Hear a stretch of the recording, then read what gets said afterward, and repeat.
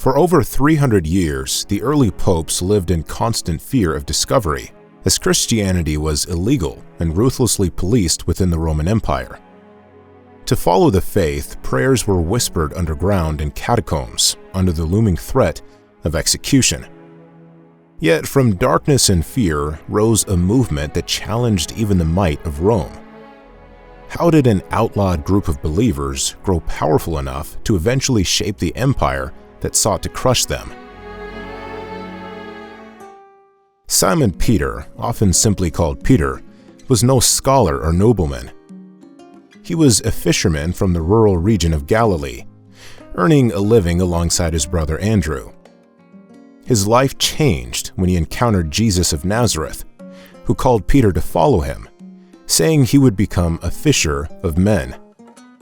That call marked the beginning of a journey that would transform Peter from an ordinary laborer into the central figure of early Christianity.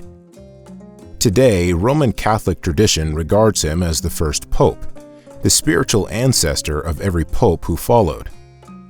According to the Gospel of Matthew, Jesus explicitly chose Peter for a foundational role in the Christian faith. In a pivotal declaration, Jesus said to him, "You are Peter, and on this rock I will build my church." The name Peter itself comes from the Greek word Petros, meaning rock, and this statement became the theological cornerstone for the authority of the papacy. Jesus also gave Peter the keys of the kingdom of heaven, a metaphor used to signify spiritual authority. This passage forms the scriptural basis for the belief in papal primacy, the idea that the successors of Peter hold a unique leadership role within the church. Peter's role among the disciples reinforces his status as a unique figure. He was part of Jesus' inner circle, one of only 3 apostles chosen to witness the Transfiguration, where Jesus appeared in radiant glory alongside Moses and Elijah. Peter was also present during Jesus' agony in the Garden of Gethsemane, making him an eyewitness to some of the most significant events in Jesus' ministry. Even though Peter famously denied knowing Jesus 3 times during the events leading to the crucifixion, the resurrection narratives highlight his restoration. In the Gospel of John, the risen Christ asks Peter 3 times if he loves him, instructing him to feed my sheep, a command interpreted as entrusting Peter with the duty of shepherding the Christian community. After Jesus' ascension, Peter emerged as a prominent leader among the apostles. In Jerusalem, he preached boldly about the resurrection, and the Acts of the Apostles attributes several miracles to him. These included healing the sick and even raising a woman named Tabitha from the dead. Peter's sermons drew large crowds, and Scripture credits him with bringing thousands of converts to the fledgling movement. However, his mission was not confined to Jerusalem. Early Christian tradition, supported by writings such as those of the church father Irenaeus, holds that Peter eventually traveled to Rome, the heart of the empire. In Rome, Peter is believed to have taken up the role of the city's first bishop. This move had profound significance for the Christian community. By establishing himself in the capital of the empire, Peter symbolically placed the spiritual center of Christianity in Rome. His presence there linked the church's future leadership to this global focal point and gave rise to the tradition of the Bishop of Rome, eventually called the Pope, being recognized as the supreme authority within the church. Peter's connection to Rome created the spiritual lineage claimed by the papacy, tying every subsequent pope to the apostle Jesus famously called the Rock. Peter's unwavering faith came at a high cost. Historical accounts in Christian tradition agree that he was martyred during Emperor Nero's persecution of Christians, likely around 64 AD. Nero, infamous for his brutality, sought scapegoats for the Great Fire of Rome and targeted Christians in particular. Peter was arrested and sentenced to crucifixion, but according to legend, he requested to be crucified upside down, feeling unworthy to die in the same manner as Jesus. This act of humility became one of the most enduring symbols of Peter's faith. A remarkable connection between Peter and modern Christianity lies beneath the streets of Vatican City. Under St. Peter's Basilica, believed to have been constructed on the site of his burial, archaeological excavations in the mid-20th century uncovered remains long associated with Peter. These findings lend tangible weight to the tradition that the apostles' remains lie directly beneath the high altar of the basilica. This location, crowned by Michelangelo's iconic dome over 1,500 years later, symbolizes the enduring link between Peter and the papal institution. Pilgrims from around the world visit this site, drawn by its deep historical and spiritual significance.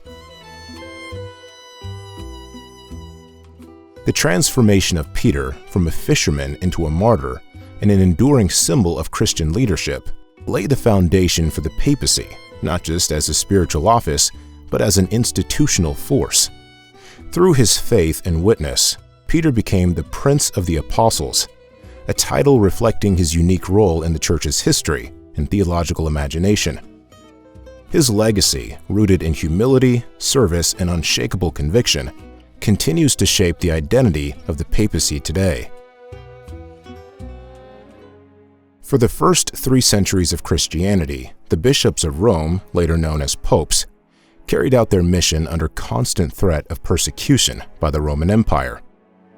To the imperial authorities, Christianity was no mere personal belief system, but a direct challenge to the established order. Early Christians refused to honor the Roman pantheon of gods, declined to participate in emperor worship, and performed rituals that seemed secretive and deeply mysterious to outsiders. To the Roman elite, this new faith was nothing short of a subversive cult. While all Christians faced these dangers, the bishops of Rome stood at the center, symbolizing the leadership of this defiant and growing movement. It was the most dangerous position in the Church. Many of these early popes meant violent ends. Pope Clement I, for instance, was said to have been tied to an anchor and thrown into the sea, a punishment intended both to kill and erase any physical testimony of his existence. Another tragic example is Pope Sixtus II, who was executed during a church service in 258 AD. He had been seated in the catacombs, one of the underground burial and worship sites used by Christians to avoid Roman detection. Acts like these turned the papacy into a symbol of resistance against religious oppression, immortalizing these figures as martyrs. Each death only strengthened the devotion of the Christian community. With every martyrdom, the power of the message grew. The bishops not only guided their flock in life, but also through the example of their deaths. Despite the unrelenting persecution, the Christian community expanded, and the Roman Church rose steadily in significance. While local Christian groups could be scattered and isolated, the Bishop of Rome served as a unifying voice, coordinating faith practices and doctrine across the empire. The importance of this role grew as Christians began to see the bishops as successors to the Apostle Peter and inheritors of his authority. This idea of apostolic succession not only provided spiritual legitimacy, but also gave the Roman bishops a central role in the structure of the early church.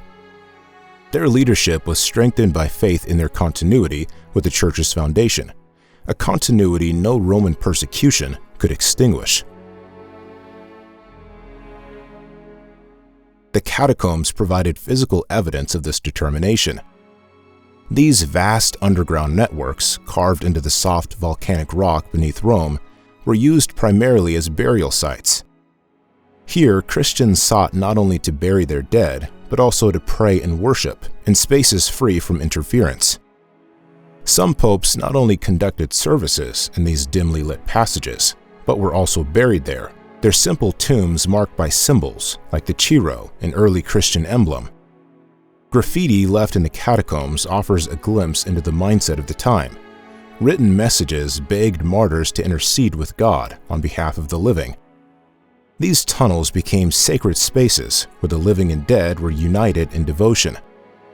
For Christians facing the realities of martyrdom, the catacombs symbolized both the danger and the hope of their faith. Even amid this intense pressure, the papacy managed to preserve its structure and avoid devastating leadership crises. A compelling example is Pope Pontian, who reigned during the 3rd century.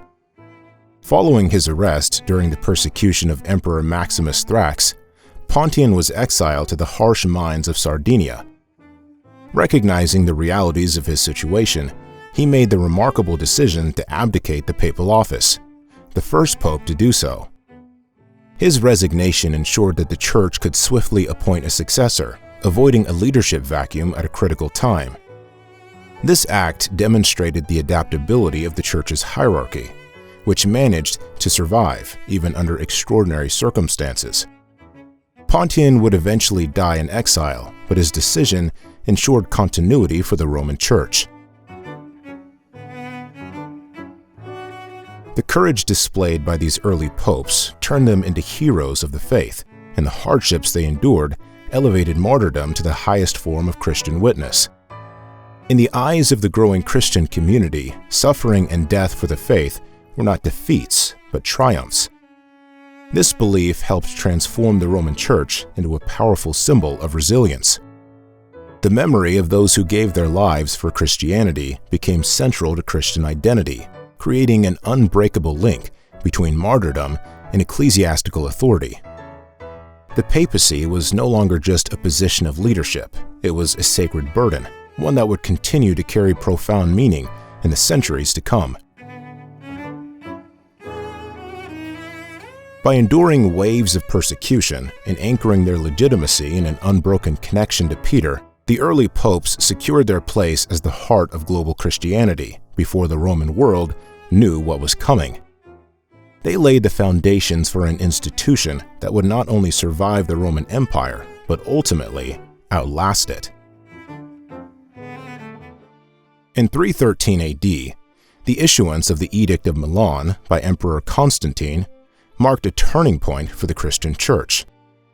For centuries, Christianity had been outlawed, its followers persecuted, and its leaders, including the bishops of Rome, forced into hiding. With this single decree, Constantine legalized Christianity across the empire, putting an end to the violent crackdowns that had defined the Roman Church's early existence.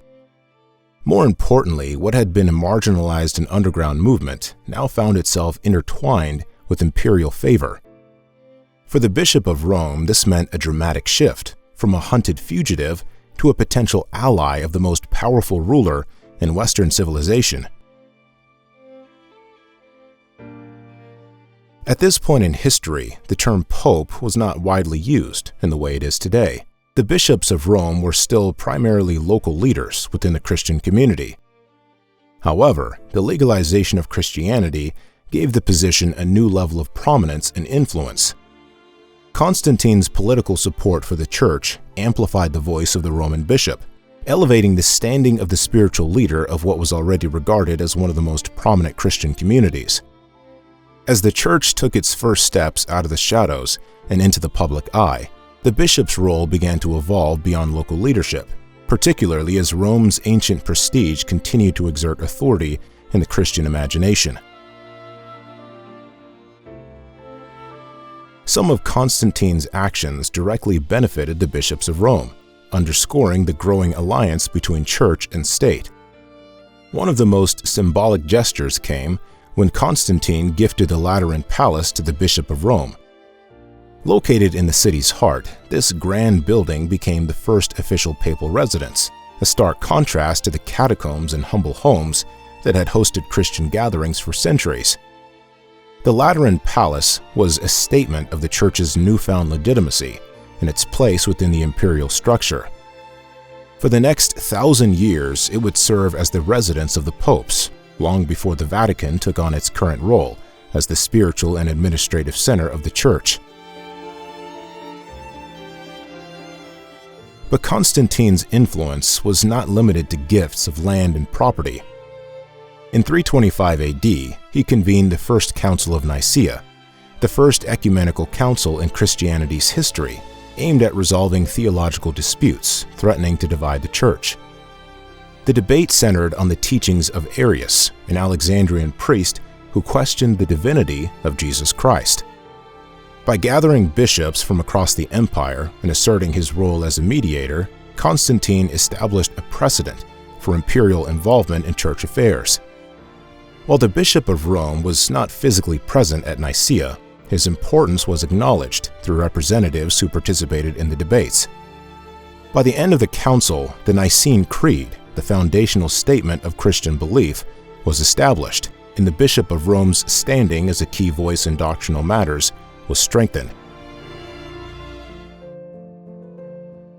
Perhaps Constantine's most ambitious project involving the Church was the construction of Old St. Peter's Basilica in Rome. Built over what was believed to be the tomb of the Apostle Peter, this massive church symbolized the unbreakable link between the papacy and the memory of Christianity's first leader. By commissioning the basilica, Constantine anchored apostolic tradition in physical stone, merging Christian devotion with imperial grandeur. The structure became a defining monument, both religiously as a place of pilgrimage and politically as a sign of Constantine's commitment to the Church's well-being. Yet Constantine's relationship with Christianity was not without inconsistency. While often regarded as a Christian hero, he delayed baptism until his deathbed.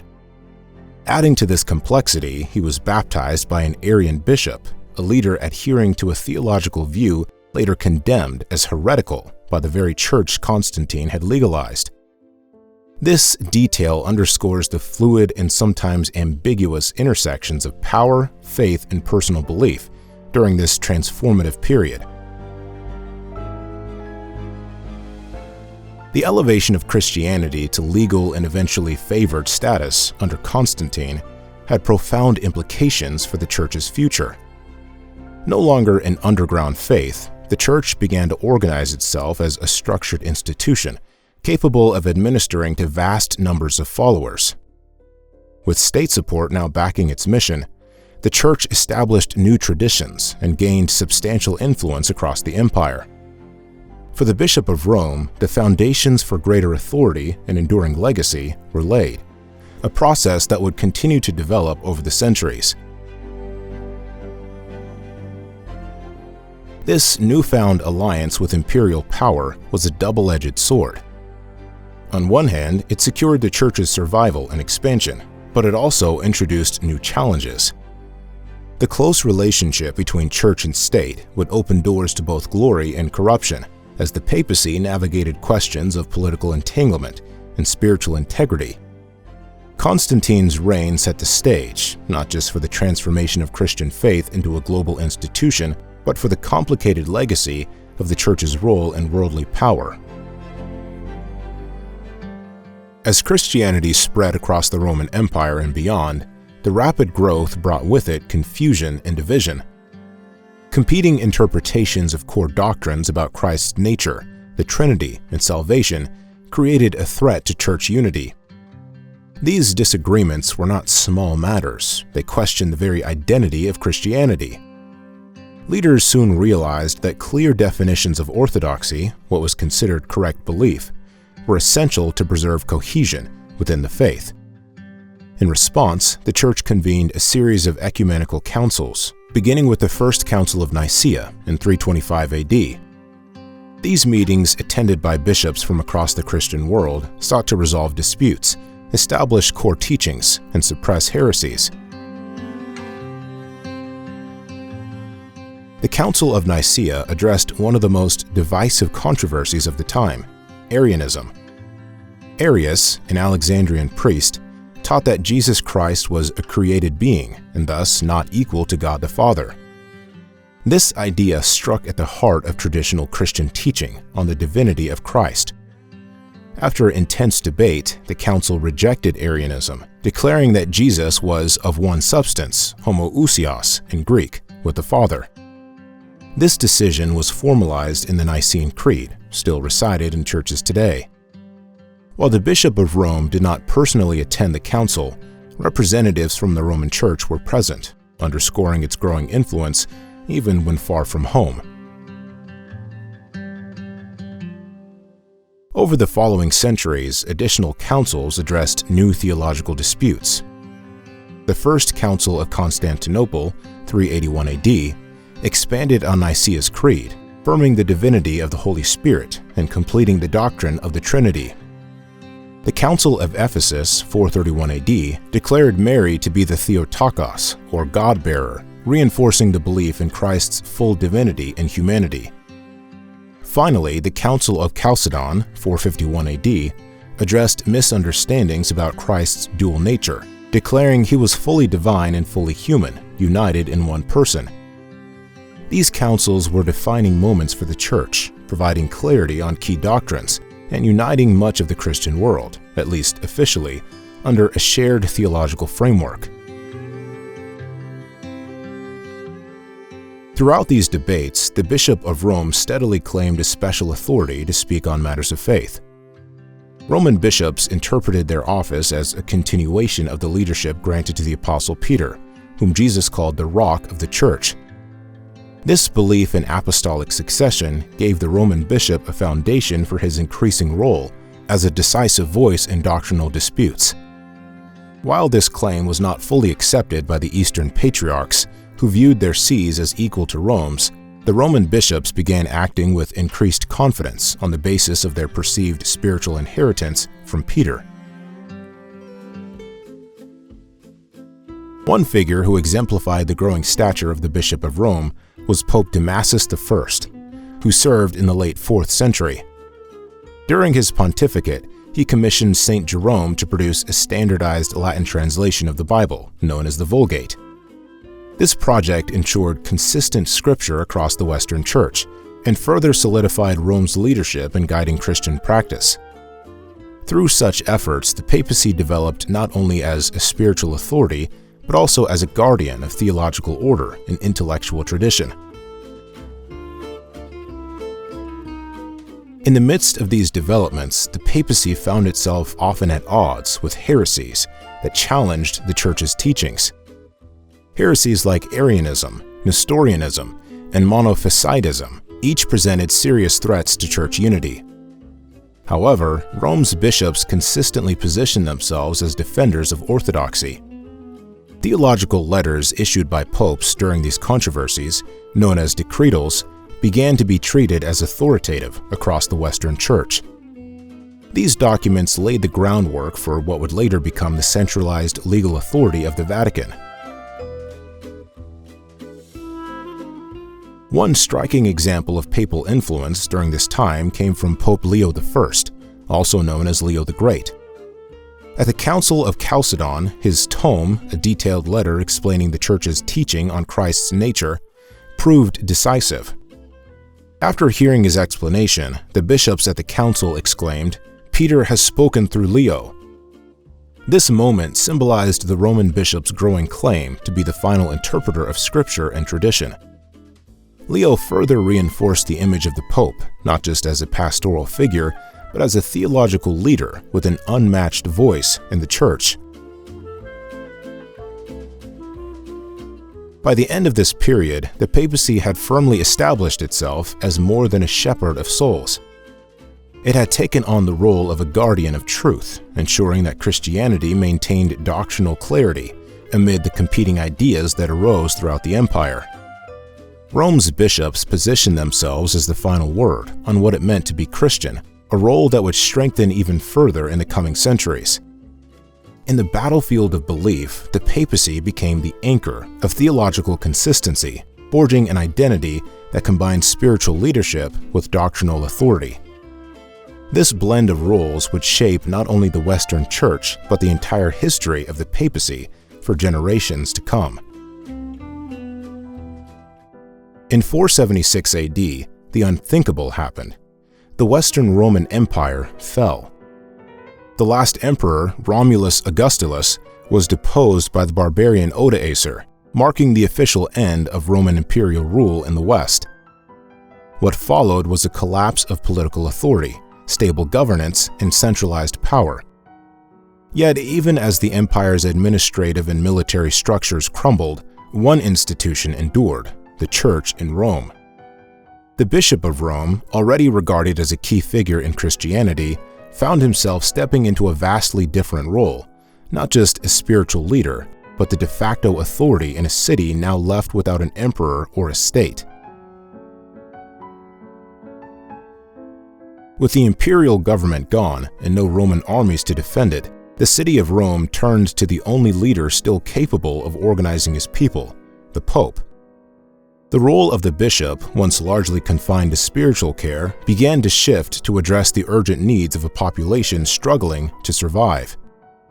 Popes organized defenses to protect against invading forces, distributed grain during famines, and provided leadership in rebuilding the city's damaged infrastructure. Hungry, frightened, and unsure of the future, the people of Rome began to rely more and more on the papacy, not just for faith, but for order and stability. The Pope became not only a shepherd of souls, but a steward of the city itself. This reliance thrust the papacy into political and civic responsibilities, transforming the office into a bridge between the ancient Roman world and the emerging medieval period. In many ways, the popes preserved the remnants of Roman civilization. They maintained some measure of public services, kept records, and upheld traditions of Roman law that might otherwise have disappeared entirely. At the same time, the Church protected the knowledge of the classical world, its texts, its philosophies, and its language, through the monasteries and scriptoria that grew under its influence. In an increasingly chaotic Europe, the Roman Church became a rare institution of continuity, safeguarding both spiritual and intellectual heritage. While the collapse of the Western Empire had left the city vulnerable, it also gave the Pope the opportunity to step into a broader role of authority. The barbarian groups that now controlled much of Europe, Goths, Vandals, Lombards, and others, understood that the Roman Church held immense moral and spiritual weight. Many of these rulers, though not Orthodox Christians, often sought the Pope's approval to legitimize their own rule. For example, many barbarian rulers followed Arian Christianity, a variation of the faith that had been rejected at the Council of Nicaea. Yet even these rulers recognized Rome's special importance within the Christian world. By presenting themselves as allies, or at least respectful adversaries of the Church, they hoped to gain credibility in the eyes of their new subjects. It was during this period of instability that Pope Leo I, later known as Leo the Great, emerged as a defining figure. In 452 AD, Rome faced the terrifying reality of an imminent invasion by Attila the Hun, often referred to in historical accounts simply as the Scourge of God.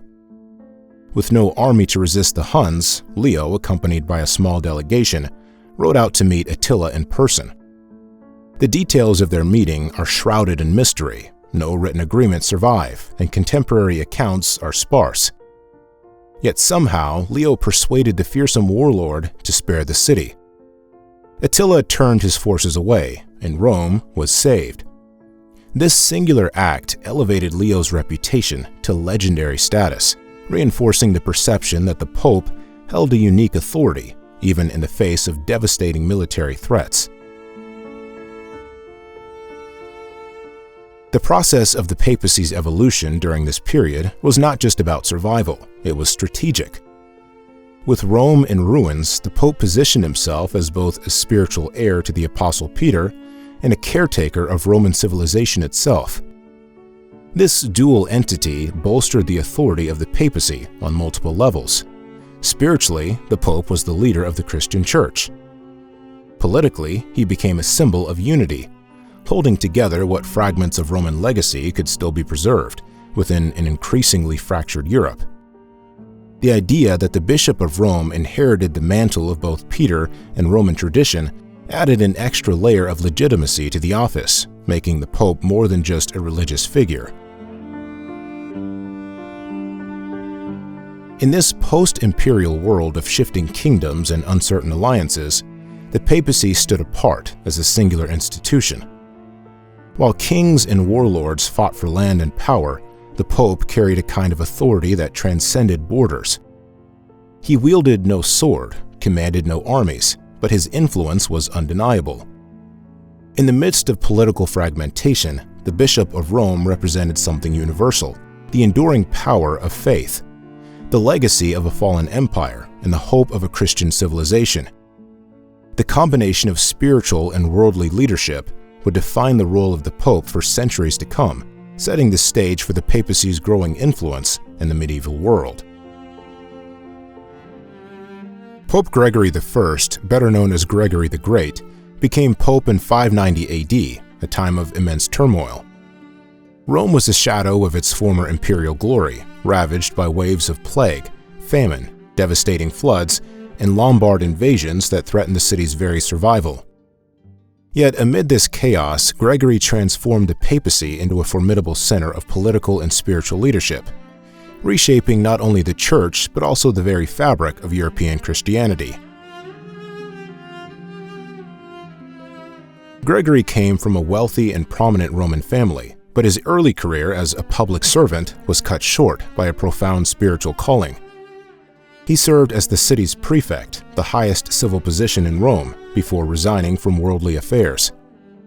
He sold his family's vast estates, distributed the proceeds to the poor, and refashioned his family home into a monastery. Embracing the secluded life of a monk, Gregory sought humility and simplicity. This deep connection to monasticism never left him, even when he reluctantly accepted his election as pope. It would go on to shape his papacy, merging his administrative brilliance with his religious dedication. Once in office, Gregory immediately set about reforming the management of church affairs, which were as turbulent as the city around him. The church's landholdings, known as the Patrimonium Petri, extended far beyond Rome, comprising hundreds of estates across Italy, Sicily, and beyond. Gregory restructured the church's administration to ensure these vast resources were used efficiently. He directed revenues to care for the poor, feed the starving, and even ransom captives taken by invading Lombards. During his papacy, Rome was without adequate civic leadership, so Gregory essentially acted as both pope and the city's de facto governor.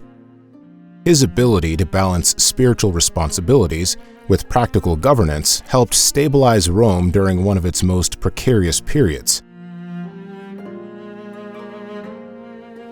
Gregory's vision, however, extended far beyond the city of Rome. He believed the Church had a duty to bring Christianity to lands that still practiced paganism. Perhaps his most famous missionary endeavor was sending Augustine of Canterbury to England in 596 AD to convert the Anglo-Saxons. Under Gregory's guidance, this mission ultimately succeeded in planting the seeds of Christianity in England, a legacy that would shape the island's religious identity for centuries. This missionary work was emblematic of Gregory's determination to expand the Church's influence across borders and solidify the papacy's role as a spiritual leader for all Christians, not just those in Rome. In addition to his reforms and missionary efforts, Gregory also redefined the papacy's spiritual authority. He referred to himself as Servus Servorum Dei, or Servant of the Servants of God, a title reflecting both humility and his commitment to serving the Christian faithful. This title has been adopted by every pope who succeeded him, emphasizing the papacy's dual role as both a position of leadership and service. Gregory's reassertion of spiritual supremacy was not limited to Rome. He corresponded with bishops and leaders across Europe, reinforcing the idea that the Pope was the ultimate arbiter of Christian practice and doctrine. Gregory was also a prolific writer. His pastoral rule became a manual for bishops throughout the medieval church, outlining the moral and spiritual duties of a good pastor. Another of his widely read works, the Dialogues, told vivid stories of saints, miracles, and visions of heaven and hell. These texts shaped medieval spirituality and ensured Gregory's influence extended well beyond his own lifetime. His writings provided a framework for church leaders during an era of uncertainty, blending practical advice with theological reflection. It is worth noting that Gregorian chant, a style of plainsong associated with medieval monasteries, is often linked to Gregory. While there is no evidence he created the music, legend holds that he received the melodies directly from the Holy Spirit, in the form of a dove whispering into his ear. This portrayal, popularized in medieval art, underscores the enduring connection between Gregory and the development of the Church's liturgical traditions, whether factual or symbolic. Gregory's papacy set a precedent for what the popes of the Middle Ages would become: political leaders, spiritual reformers, and cultural visionaries. His ability to integrate the monk's humility with the ruler's pragmatism redefined the office of the pope. He led with humility, governed with administrative skill, and expanded the Church's influence with foresight and persistence. Gregory the Great charted a course for the Roman Church, proving that it could weather not only Rome's collapse, but also the social and political upheavals of the centuries that followed. Through him, the papacy became an institution that shaped faith, unified lands, and forged the path for medieval Christianity. In the 8th century, the papacy underwent a transformation that drastically redefined its role in both spiritual and worldly matters.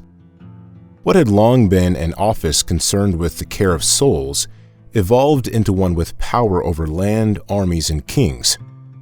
This shift led to the creation of the Papal States, a territory in central Italy that the Pope would govern for over 1,000 years.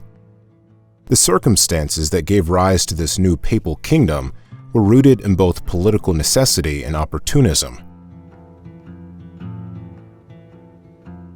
For centuries, the papacy had relied on the Byzantine Empire for protection. Ever since the fall of the Western Roman Empire, the emperors in Constantinople maintained control over much of Italy and provided a degree of security for Rome. However, by the early 700s, the Byzantine grip on the Italian peninsula began to slip. The empire was preoccupied with defending its eastern borders from Islamic expansion, leaving its western provinces vulnerable. This created an opening for the Lombards, a Germanic people, to seize more territory in Italy. As the Lombards advanced, they posed a direct threat to Rome itself.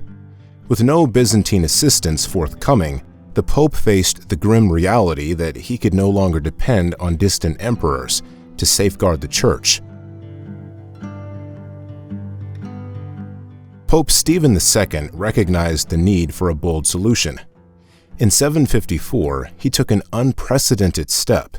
He traveled north across the Alps to seek the aid of Pepin the Short, the newly crowned king of the Franks. This was groundbreaking, as no pope had ever ventured so far outside Italy in search of political and military support. Pepin, eager to solidify his power and strengthen his ties to the Church, welcomed Stephen's appeal. The alliance served both parties' interests. For Pepin, supporting the Pope offered spiritual legitimacy for his reign and established him as a Christian ruler protecting the faith. For Stephen, Pepin offered military muscle that could counter the Lombard threat.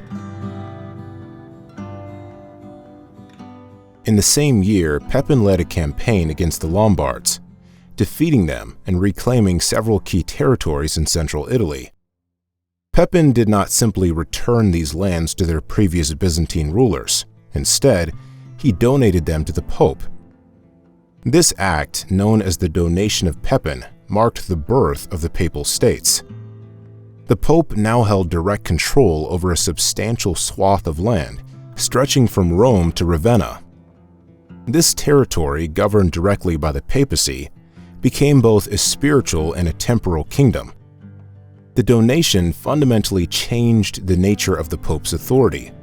He was no longer just the Bishop of Rome and the spiritual leader of the Church. He was now a secular ruler who wielded political, economic, and military power. Ruling over land brought significant new responsibilities to the papacy.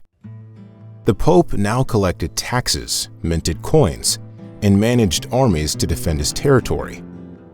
The Papal States required administration, and the papal bureaucracy grew in size and complexity. At the same time, this new temporal role created dilemmas. The Pope, as a ruler, had to navigate the same dangers and compromises faced by secular kings. Political intrigue, corruption, and warfare became unavoidable realities. While the Pope's new power gave the Church greater influence in European affairs, it also blurred the line between the sacred mission of the Church and the worldly ambitions of the state. Around the same time, another development added to the Pope's temporal authority, albeit through dubious means. A document called the Donation of Constantine surfaced, claiming that Emperor Constantine the Great had transferred control of the Western Roman Empire to the Pope as early as the 4th century. This document provided justification for papal authority over political matters and bolstered the idea that the Pope's kingdom was divinely ordained. However, centuries later, Renaissance scholars would prove that the Donation of Constantine was a forgery, an ingenious attempt to reinforce the legitimacy of the Pope's earthly rule during a time of upheaval. Despite these complexities, the Papal States endured as a political entity for more than 1,100 years. The Pope's dual role as both priest and prince defined much of medieval Christianity. Popes acted both as spiritual leaders and as worldly rulers, engaging in diplomacy, negotiating with kings, and even leading military campaigns. This blending of sacred and secular authority created a unique position for the papacy in European history. While the arrangement often invited criticism and conflict, it also cemented the Church as a major institution of power and influence. The creation of the Papal States marked a turning point, not just for the papacy, but for the relationship between the Church and temporal power.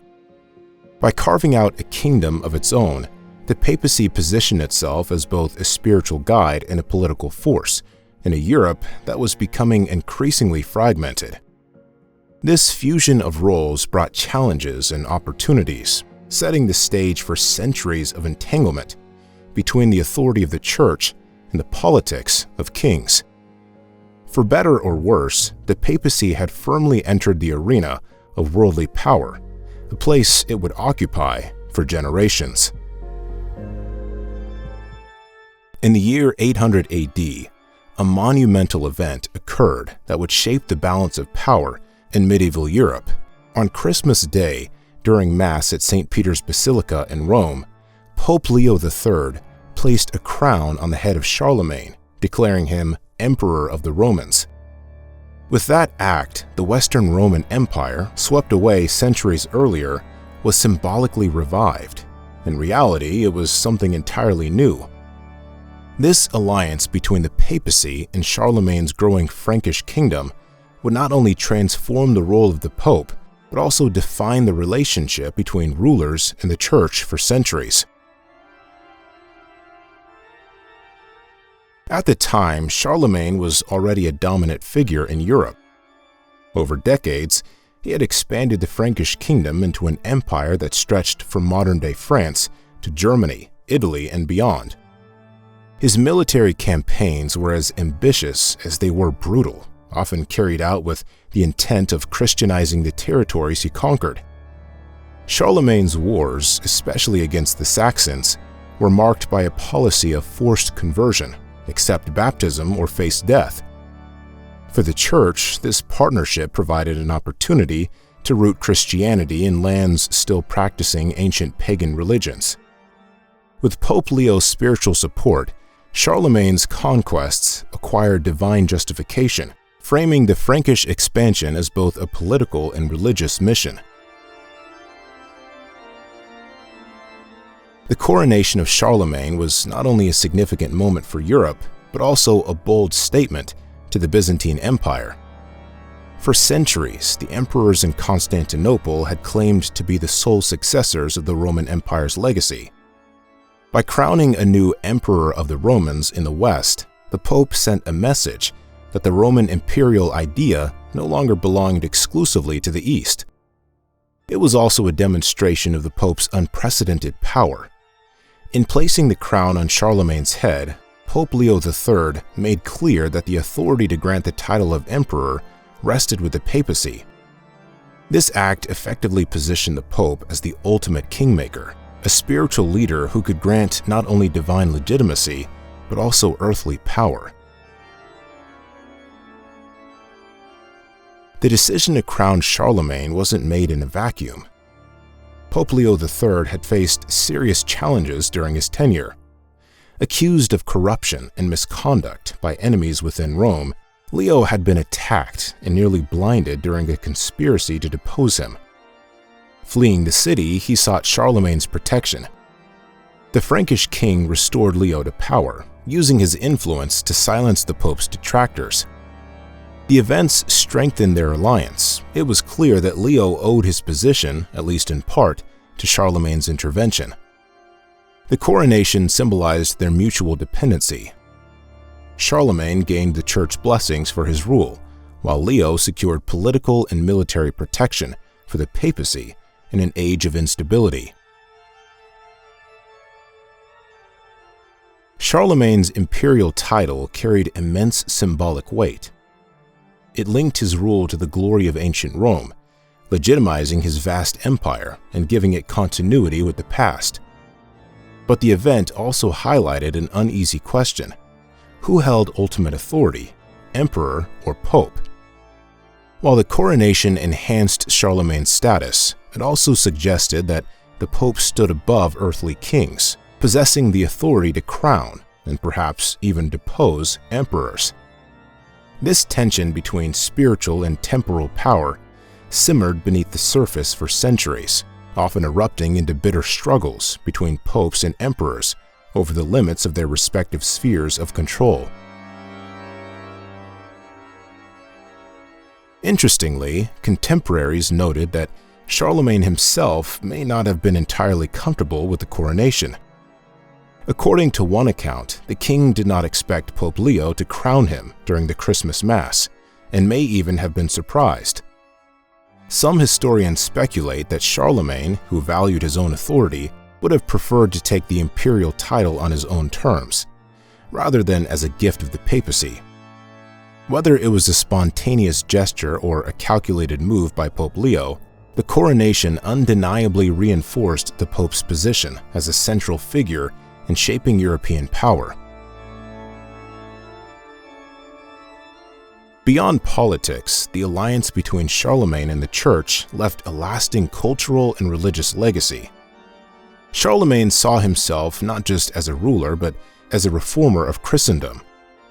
He standardized church practices, reformed the clergy's conduct, and supported the creation of cathedral schools, which revived education across his empire.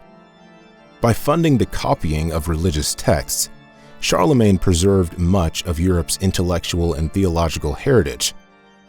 This period of renewed learning and cultural activity came to be known as the Carolingian Renaissance, a testament to Charlemagne's vision of a unified Christian empire. The coronation of Charlemagne fundamentally altered the role of the papacy. Popes were no longer seen solely as spiritual leaders, but also as active players on the political stage. The papal endorsement of Charlemagne's imperial reign set a precedent that later popes would invoke to assert their authority over secular rulers. No longer confined to the church's internal affairs, the papacy now claimed a stake in the political order of Europe. This symbiotic but often fraught relationship between emperors and popes defined the trajectory of medieval politics, as tensions over supremacy continued to shape the continent's history. The Christmas Day coronation of Charlemagne was more than just an alliance, it was a turning point. The Pope demonstrated that he could make emperors, not just anoint kings. At the same time, Charlemagne underscored the value of papal backing to legitimize his conquests and governance. Together, they inaugurated a new era, in which the relationship between church and state would become both inseparable and deeply contested. This fusion of spiritual guidance and temporal ambition set the stage for future triumphs, conflicts, and compromises between throne and altar. The papacy and European monarchs were bound to collide as the continent began to stabilize in the medieval period. At the center of the conflict was a fundamental question: who held ultimate authority, spiritual leaders like the Pope or secular rulers like kings and emperors? This struggle came to a head in the investiture controversy of the 11th century, a bitter dispute over who had the right to appoint bishops and abbots. These positions weren't just religious, they controlled vast lands, wealth, and influence. Whoever appointed them gained enormous leverage, making their selection a deeply political matter. The controversy began in earnest during the papacy of Gregory VII, a reform-minded pope who viewed secular interference in church matters as intolerable. Gregory believed that the authority to appoint church officials belonged solely to the Pope, a stance encapsulated in his sweeping reforms under the Dictatus Papae. Among its 27 principles was the bold claim that the Pope held ultimate authority, not just over the Church but over all Christian rulers. Imperially minded monarchs, unsurprisingly, resisted. The most infamous clash was between Gregory VII and Emperor Henry IV of the Holy Roman Empire. Henry insisted on retaining his right to appoint bishops within his realm, a privilege emperors had exercised for generations. Gregory responded by excommunicating the emperor. This wasn't merely a spiritual punishment, it destabilized Henry's rule, emboldened his enemies, and sparked rebellion among his German nobles. Under enormous pressure, Henry made a dramatic gesture that reverberated across Europe. In the winter of 1077, he traveled to Canossa, a castle in northern Italy, where Gregory was staying. The emperor stood barefoot in the snow, clad in penitential robes, begging the Pope for forgiveness. Gregory eventually lifted the excommunication, but the relationship between the two men was permanently strained. Many saw Henry's humiliation at Canossa as a triumph for papal authority, but the conflict reignited within a few years. Henry retaliated by invading Italy, deposing Gregory, and installing an anti-pope in his place. Even so, the papacy emerged from this battle with a strengthened position, having asserted itself as a force capable of challenging even the mightiest monarchs. The investiture controversy wasn't truly resolved until 1122, with the signing of the Concordat of Worms. This agreement established a compromise. Kings retained some influence over the selection of bishops, but spiritual investiture, the conferral of spiritual authority, remained exclusively the Pope's domain. While the Concordat settled the immediate conflict, it marked a turning point in medieval politics. The papacy no longer operated as a purely spiritual office. It had asserted its power within the secular realm, making the Pope a political figure capable of confronting kings. This period saw an increase in papal rhetoric about the Pope's authority over secular rulers. The papacy began to articulate a vision of Christendom in which the Pope, as the spiritual leader of all Christians, could claim moral and even political supremacy over kings and emperors. This trend accelerated under Pope Innocent III, one of the most influential and ambitious popes in history. Innocent wielded his power with unparalleled confidence. He claimed the right to depose rulers who defiled the church and placed entire countries under interdict, an extraordinary punishment that halted all sacraments, church services, and even burials in the affected regions. In one famous case, Innocent pressured King John of England into submission by placing the kingdom under interdict and excommunicating the king himself, forcing John to recognize the Pope's authority and declare England a vassal of the papacy. Papal interventions during this era were not limited to direct confrontations with monarchs. This was a time when the Church commanded enormous wealth and armies, rivaling the resources of kings. When rulers defied the Pope, the Church could leverage its spiritual power to incite rebellion, or even lead military campaigns. These powers became the tools by which the Papacy negotiated its place in European politics, not as a passive observer, but as an active participant. The so-called Holy Wars at home fundamentally reshaped medieval Europe. They redefined the relationship between church and state and elevated the papacy as a power that could match and sometimes even surpass secular rulers. The Pope, no longer just a moral guide, became a political juggernaut, claiming supremacy over both spiritual and worldly realms. This new dynamic created an enduring tension that would play out across centuries, with both popes and monarchs vying for control over the hearts, minds, and lands of Christendom. It was a battle without clear winners, but one that cemented the papacy as an unshakable force in the medieval world. In 1095, Pope Urban II addressed a crowd at the Council of Clermont in France. His message would alter the course of history. He called on Christians to take up arms and reclaim Jerusalem and the Holy Land, which had been under Muslim control for centuries. Urban characterized this mission as both a sacred duty and a holy war, blending religious devotion with military ambition. He promised those who joined the campaign full remission of their sins, offering redemption and eternal reward in exchange for taking part. With these words, the Crusades began. The First Crusade marked an unprecedented moment in papal history. It was the first time a pope directly mobilized European rulers, knights, and ordinary people for global military campaigns. Urban's plea ignited fervor throughout Christendom, where his promise of spiritual liberation coincided with political and economic motivations. For many knights, the crusade was not just a chance to defend their faith, it was an opportunity for wealth and power. For others, it was a deeply personal religious act, believing their participation would secure their salvation. Organizing and commanding a crusade presented enormous challenges, but it also demonstrated the papacy's growing ability to wield authority on a grand scale. The Church, under papal guidance, raised armies, managed logistics, and coordinated what was essentially a transcontinental conflict. Letters, decrees, and public sermons fueled recruitment, while the papal treasury and alliances helped fund these massive undertakings. For the first time, the papacy became not just a shepherd of faith, but a military leader, reframing the sword as an instrument of divine will. As time progressed, the concept of crusading expanded far beyond the First Crusade in Jerusalem.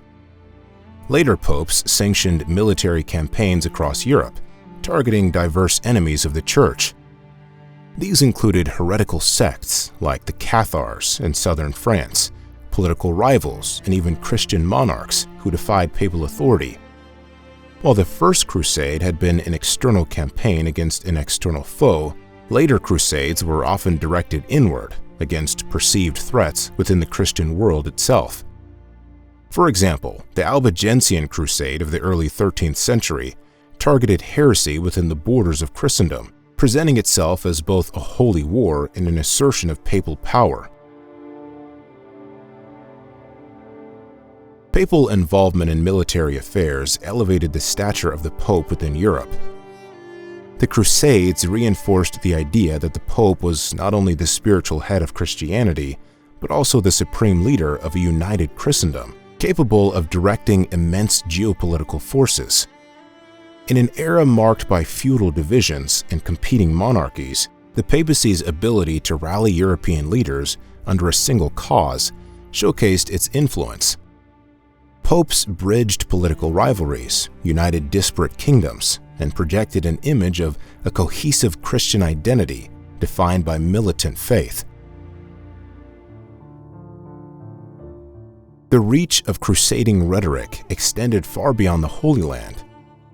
While the original Crusades sought to recover Jerusalem, papal campaigns also inspired wars in Spain during the Reconquista, in the Baltic regions where pagans still resisted conversion, and within regions of Western Europe itself.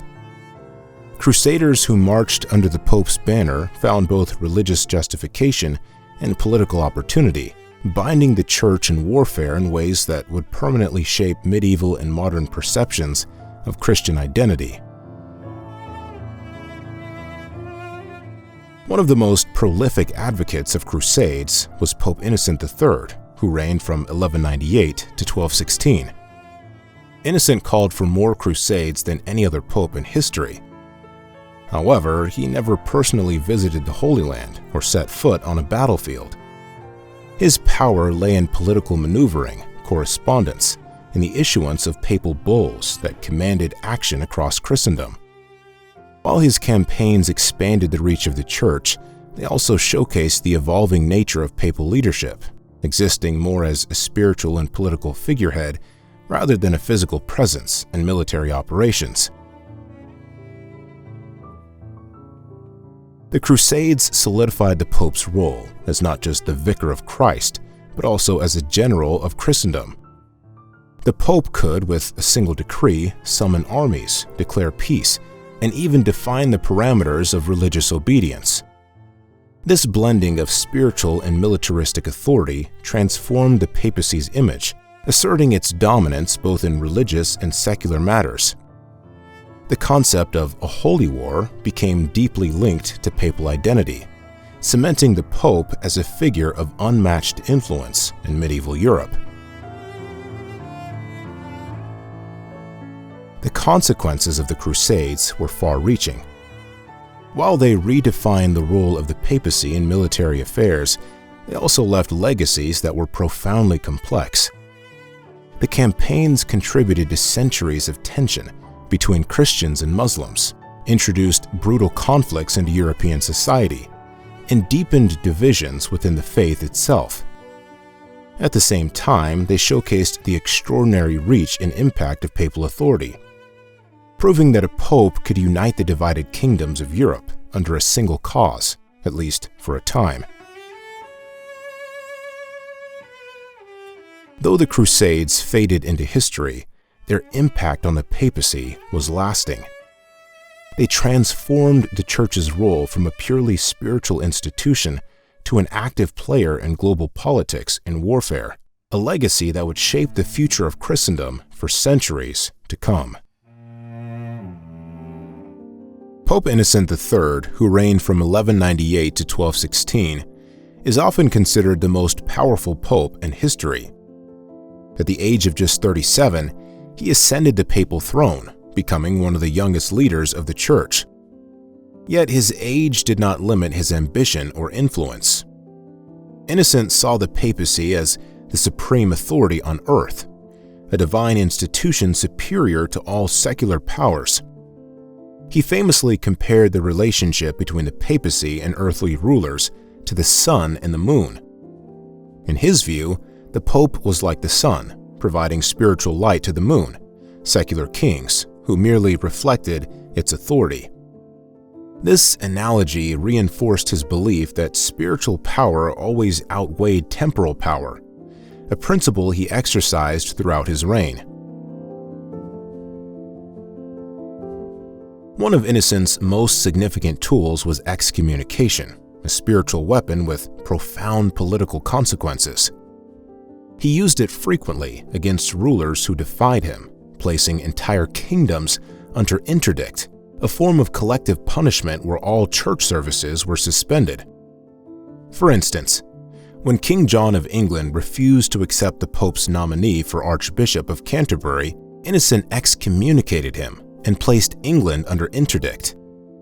For 6 years, churches were closed, sacraments were denied, and fear of eternal damnation spread among the English people. Ultimately, King John surrendered, even going so far as to declare England a vassal state of the papacy. This episode showcased Innocent's ability to use spiritual authority to bend powerful monarchs to his will. Beyond controlling kings, Innocent acted as a kingmaker across Europe. In the Holy Roman Empire, he played a direct role in determining who would occupy the imperial throne. Following the death of Emperor Henry VI, a succession dispute erupted between rival claimants. Innocent supported Otto IV, a choice that aligned with the Pope's interests. When Otto later defied papal authority, the Pope switched allegiance to Frederick II, demonstrating his capacity to manipulate imperial politics. These interventions underscored his role as a decisive figure in European power struggles, wielding influence that extended far beyond the Church. Innocent's reign also marked one of the most controversial chapters in papal history, the Fourth Crusade. In 1202, he called for a new campaign to reclaim Jerusalem, which had fallen back into Muslim hands. However, the crusade veered tragically off course. Instead of reaching the Holy Land, the Crusaders attacked Constantinople, the capital of the Byzantine Empire, in 1204. The city was sacked by Christian forces, its treasures looted, and its residents subjected to violence. This event deepened the rift between the Roman Catholic and Eastern Orthodox churches and stained the reputation of the papacy. While Innocent condemned the attack, critics argue that the political and logistical challenges of organizing the crusade exposed the limits of papal control over such vast military endeavors. One of Innocent's most lasting contributions came through the Fourth Lateran Council, convened in 1215. This assembly was one of the most important church councils of the Middle Ages. It standardized doctrine, strengthened clerical discipline, and introduced policies that would shape the church for centuries. Among its key reforms was the requirement that all Christians confess their sins and receive communion at least once a year. This decree formalized practices that became central to Catholic life. The council also tackled issues like clerical corruption and heresies, aiming to unify and strengthen the Church's influence across Christendom.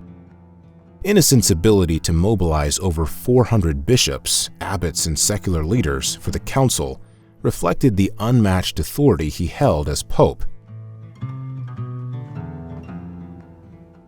Despite the controversies and challenges of his reign, Innocent left an indelible mark on both the Church and the political landscape of medieval Europe. His theological rigor, administrative skill, and unshakable belief in the supremacy of the papacy defined his tenure. Today, he is remembered not only for his extraordinary achievements, but also for the sheer scope of his influence during a time when the Pope's word could determine the fate of nations. It is astonishing to think that such a young man wielded so much power. Innocent III's reign demonstrated that the papacy was not merely a religious institution, but a political powerhouse, capable of shaping the trajectory of empires. Whether intervening in royal disputes, organizing crusades, or reforming church governance, Innocent asserted the Pope's authority, not just as the vicar of Christ, but as the ultimate ruler of Christendom. During his time, the papacy truly ruled the world. The papacy has always been an exclusively male institution, with the Pope serving as the figurehead of the Church. Yet throughout history, women have played critical roles in shaping its direction, through their influence over politics, their financial contributions, and their spiritual counsel.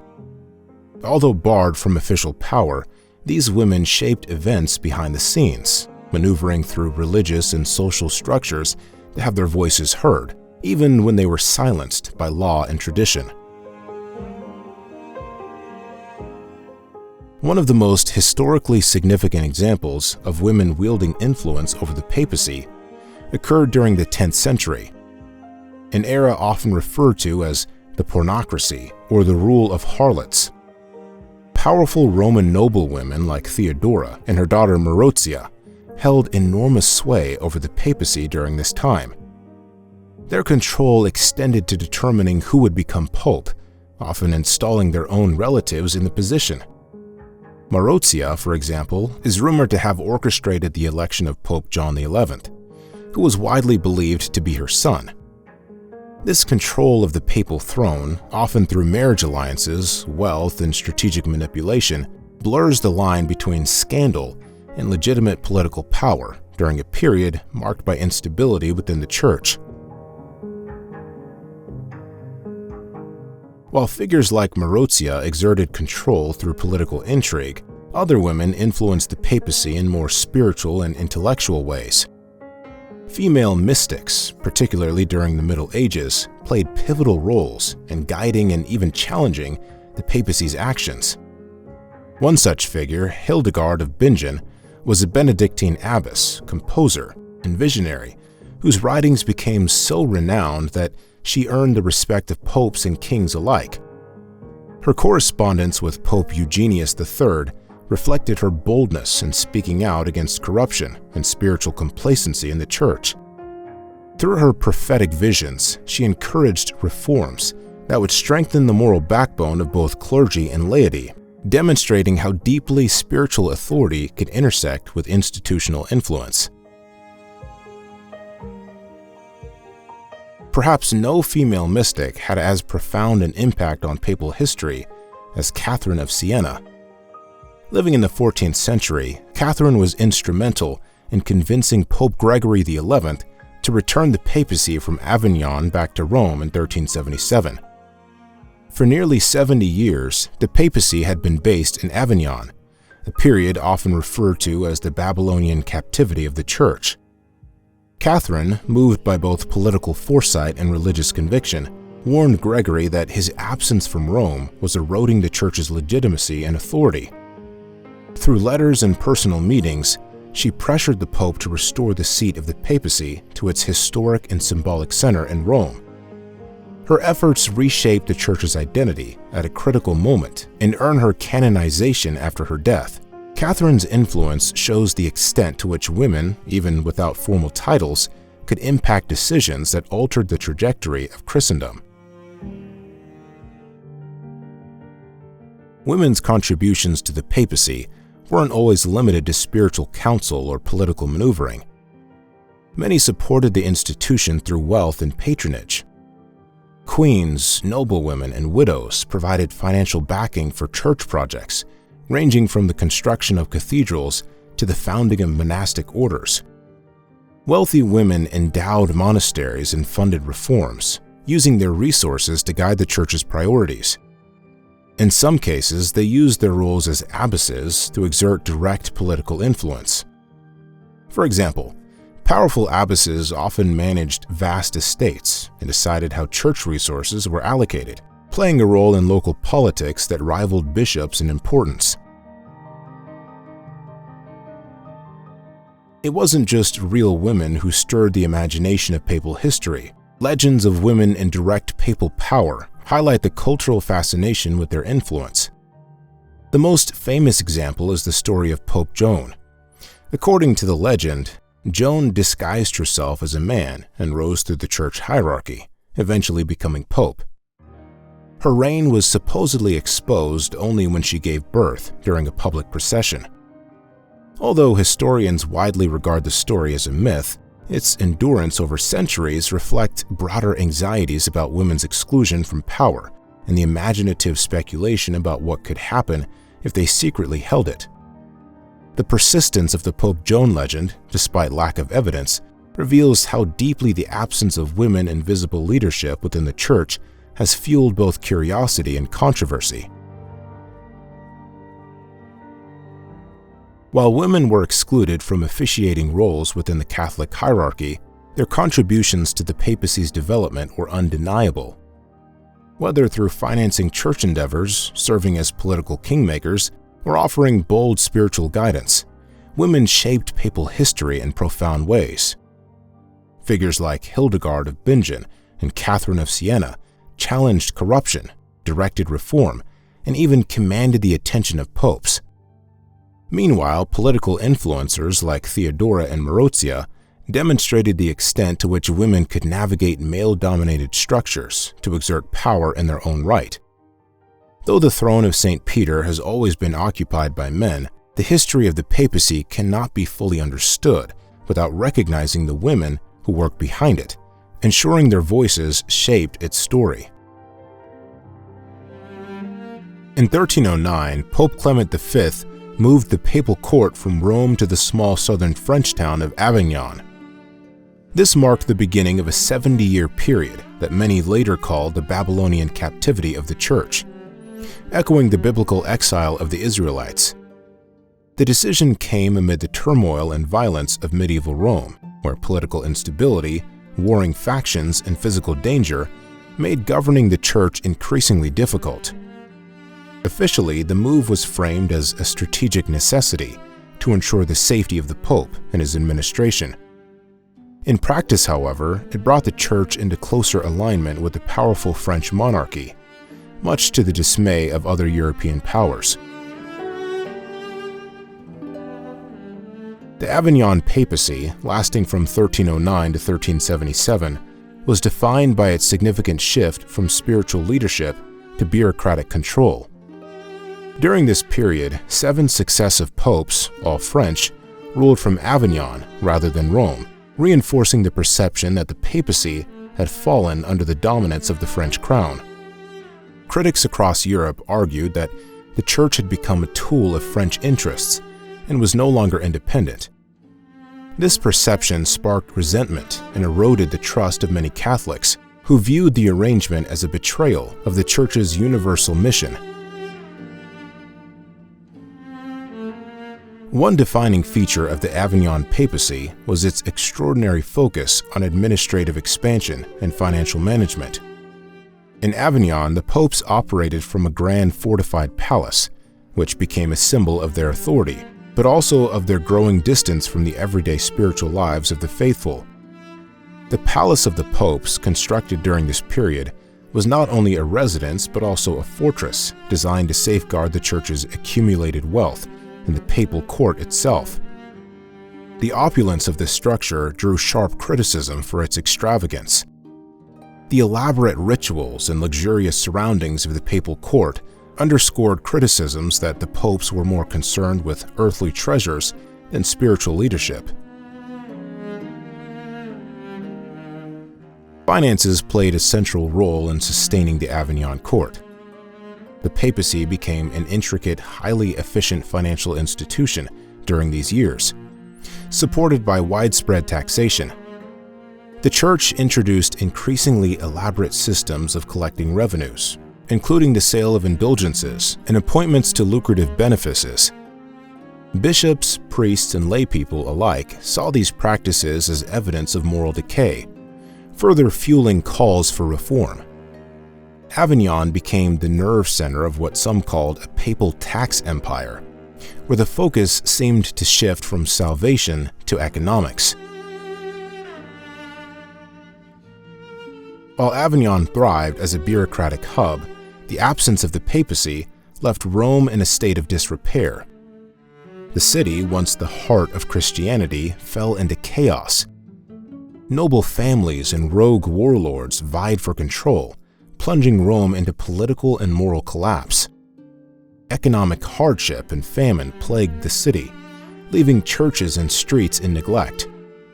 Without a strong papal presence, Rome lacked the stabilizing influence that had once made it the symbolic center of the Christian world. Italian calls for the return of the Pope grew louder over the decades, demanding restoration both of the city's glory and the Church's perceived legitimacy. Despite its central role in Church history, Avignon remained a peculiar outlier for the papacy. For much of the early period, the popes technically did not own the city where they governed. It wasn't until 1348 that Pope Clement VI purchased Avignon outright from Queen Joanna of Naples, securing the papal grip on the territory. This transaction emphasized how the papacy, even amidst its spiritual mission, operated as a political entity with land, property, and political interests to secure. The material luxury of Avignon and the perception of French control over the Church's highest office demanded the papacy's standing across Europe. Leaders of other states, such as England and the Holy Roman Empire, resented what they saw as favoritism toward France. Ordinary Christians looked on with disillusionment as the Church, once seen as a humble shepherd of souls, appeared mired in wealth and worldliness. This widespread dissatisfaction planted the seeds of rebellion and reform that would erupt in future centuries, as movements like the Protestant Reformation directly challenged the Church's practices and priorities. When Gregory XI finally moved the papacy back to Rome in 1377, the decision was greeted with relief, though it could not fully undo the damage of the past 7 decades. The Avignon papacy had marked a period of political compromise, financial growth, and administrative centralization, but it also left the papacy's spiritual reputation diminished. The Church's detour to Avignon revealed both its ability to adapt to political pressures and the danger of straying too far from its spiritual foundations. Even as the Pope returned to Rome, the memory of Avignon lingered as a cautionary tale of power's corrupting influence. In 1378, the Catholic Church entered one of its most profound crises of legitimacy, a period known as the Great Western Schism. The chaos began in the aftermath of the papacy's return to Rome from its nearly 70-year exile in Avignon. Pope Gregory XI's relocation in 1377 had brought the papacy back to its historic seat, but tensions remained high in Rome. The following year, Gregory XI died, and the College of Cardinals gathered to elect his successor. Yet the complex political climate of the time meant this was not a simple decision.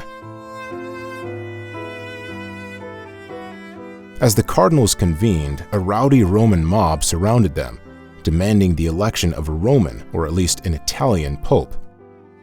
The pressure was immense. Many feared that if a foreigner were chosen, the papacy would once again be relocated to Avignon. Bowing to the mob's influence, the cardinals elected Urban VI, a Neapolitan cleric. At first, this seemed to resolve the crisis. However, it quickly became clear that Urban VI was deeply unsuitable for the role. His abrasive and often erratic behavior alienated the very cardinals who had elected him. Urban's high-handed manner and frequent verbal abuse turned allies into opponents. Disillusioned, many of the cardinals fled Rome. From the safety of other territories, they declared Urban VI's election invalid, claiming it had been made under duress from the Roman mob. In 1378, these dissatisfied cardinals held a second election. This time they chose Clement VII, a French cardinal who pledged loyalty to Avignon. Clement established his court there, declaring himself the rightful pope. Suddenly, Christendom was divided. 2 men, each claiming to be the true vicar of Christ, stood in opposition. Urban VI, based in Rome, denounced Clement VII as an impostor. Clement VII returned the favor, excommunicating Urban VI and all his followers. The Catholic Church now had 2 rival popes, 2 administrations, and 2 factions of supporters, with European kings lining up behind their preferred candidates. The division grew as political alliances solidified. France and Scotland supported Clement VII in Avignon, while England, the Holy Roman Empire, and other kingdoms recognized Urban VI in Rome. This wasn't merely a theological disagreement, it became a bitter geopolitical conflict, with rival factions claiming spiritual and moral superiority. Local churches, clergy, and laity were left to navigate this confusing landscape, unsure which pope's authority to respect. The schism's effects rippled through every layer of society, as ordinary people began to lose confidence in the Church's unity and leadership.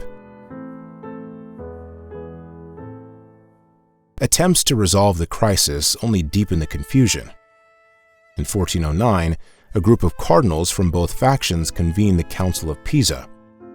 Their goal was to reunify the Church by deposing both current popes, Gregory VII in Rome, Urban VI's successor, and Benedict XIII in Avignon, Clement VII's successor. The cardinals declared both of them illegitimate and elected a new pope, Alexander V. But this plan backfired spectacularly. Neither Gregory XII nor Benedict XIII accepted the council's ruling, and both refused to step down. Instead of solving the crisis, the Church now had 3 popes, each claiming to be the sole legitimate leader of Christendom. For ordinary Christians, the situation was absurd and deeply unsettling. People joked that understanding who the true pope was required a detailed flowchart. Even religious practices were fraught with uncertainty. Pilgrims worried that participating in sacraments administered by priests loyal to the wrong pope might render those sacraments invalid, jeopardizing their souls. The competing popes directed resources toward undermining one another, draining the Church's spiritual authority and financial reserves. Corruption and disillusionment proliferated. Finally, resolution came at the Council of Constance, held between 1414 and 1418. This immense assembly of church leaders declared that all 3 rival popes, then John XXIII, successor to Alexander V in Pisa, Gregory XII in Rome, and Benedict XIII in Avignon, must either resign or be deposed. One by one, the rival claimants were removed from office, though not without resistance. In 1417, the council elected Marvin V as the sole pope, finally restoring unity to the Church. However, the damage was done. During the Schism, the Church's claim to be the singular unifying institution of Christendom had been shattered. The crisis exposed deep flaws in the papacy's structure and its reliance on political alliances. It also raised troubling questions about authority. The Council of Constance asserted that church councils held supreme power in matters of governance, a direct challenge to papal supremacy. Though unity was technically restored, the seeds of reform and rebellion had been planted. The Great Western Schism remains a stark reminder of how fragile institutions can become when authority fractures. For nearly 40 years, the spectacle of rival popes battling excommunications and insults left the Catholic Church struggling to maintain its spiritual credibility. The Schism taught leaders a hard lesson. Power without unity is a dangerous illusion. The death of a pope sets into motion one of the most secretive and closely watched processes in the world, the conclave. Derived from the Latin cum clave, meaning with a key, the term reflects the locked nature of this ancient tradition. Dating back to the 13th century, the conclave was designed to prevent external influence and ensure that the decision was guided by the Holy Spirit rather than political or royal pressures. While the ideal is spiritual clarity, the reality reveals a process shaped by history, politics, and human imperfection. When a pope dies, cardinals from around the world gather in Vatican City. Their task is simple in concept, but monumental in practice. Elect the next pope from among their peers. The cardinals are locked inside the Sistine Chapel, separated from the outside world until they reach a consensus. This includes a total ban on communication, meaning no cell phones, emails, or outside messages. Once the conclave begins, the door is sealed from the outside, symbolizing the gravity and independence of their decision. The process is steeped in ritual. Ballots are cast in writing and deposited into a chalice in full view of the assembled cardinals. Votes are tallied, and the paper ballots are then burned in a special stove. The smoke rising from the Sistine Chapel has become an iconic signal to the world outside. Black smoke, produced by adding wet straw or chemicals, signifies an indecision vote. White smoke, created by burning dry materials alone, tells the waiting crowd that a new pope has been chosen.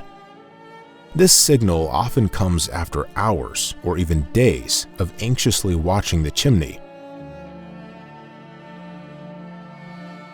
Papal conclaves have not always been smooth or unanimous. Throughout history, they have been marred by intrigue, intense arguments, and even outright corruption. One of the most infamous examples was the conclave of 1268 to 1271 in Viterbo, which lasted almost 3 years. The cardinals were so divided that the townspeople resorted to extreme measures to speed up the decision. They removed the roof of the building where the cardinals were meeting, exposing them to rain and sun, and rationed their food to encourage a faster resolution. The tactic worked, but it also highlighted the very human conflicts that underpin the process. Over time, reforms were introduced to streamline the conclave and reduce outside interference. These changes aimed to reflect the ideal that the decision was inspired by divine guidance. For instance, strict time limits were placed on deliberations in later years, and cardinals were prohibited from accepting any external bribes or promises of wealth. However, human dynamics still play a major role in the outcome. Geography, ideology, and church priorities remain central factors when cardinals cast their votes. For example, whether to choose a European pope or a non-European one often generates heated debate, as does balancing priorities between spiritual reform and administrative strength. Modern conclaves, while quicker and more orderly than in centuries past, still see their share of surprises. For instance, during the 1958 conclave that elected Pope John XXIII, white smoke appeared prematurely from the Sistine Chapel chimney, causing early celebrations among the gathered crowd. When it became clear no pope had yet been chosen, theories of a hidden result or secret dealings briefly flourished. Moments like these underline the intense scrutiny surrounding the process, as well as the near-paralyzing air of anticipation that grips the faithful and the media alike. Though the ritual of papal elections is framed as a divine and infallible process, it is also unmistakably human. Cardinals bring their own perspectives, alliances, and priorities to the decision-making table, reflecting the competing hopes and fears of the Church in any given era. The Pope elected in one conclave may reflect an emphasis on doctrinal conservatism, while another conclave may prioritize global outreach and modernization. The conclave's secrecy fuels both its reverence and its mystique. Once a vote concludes, the cardinals swear to remain silent about the details of their deliberations. As a result, the wider world learns only the outcome, rarely the debates or compromises that led there.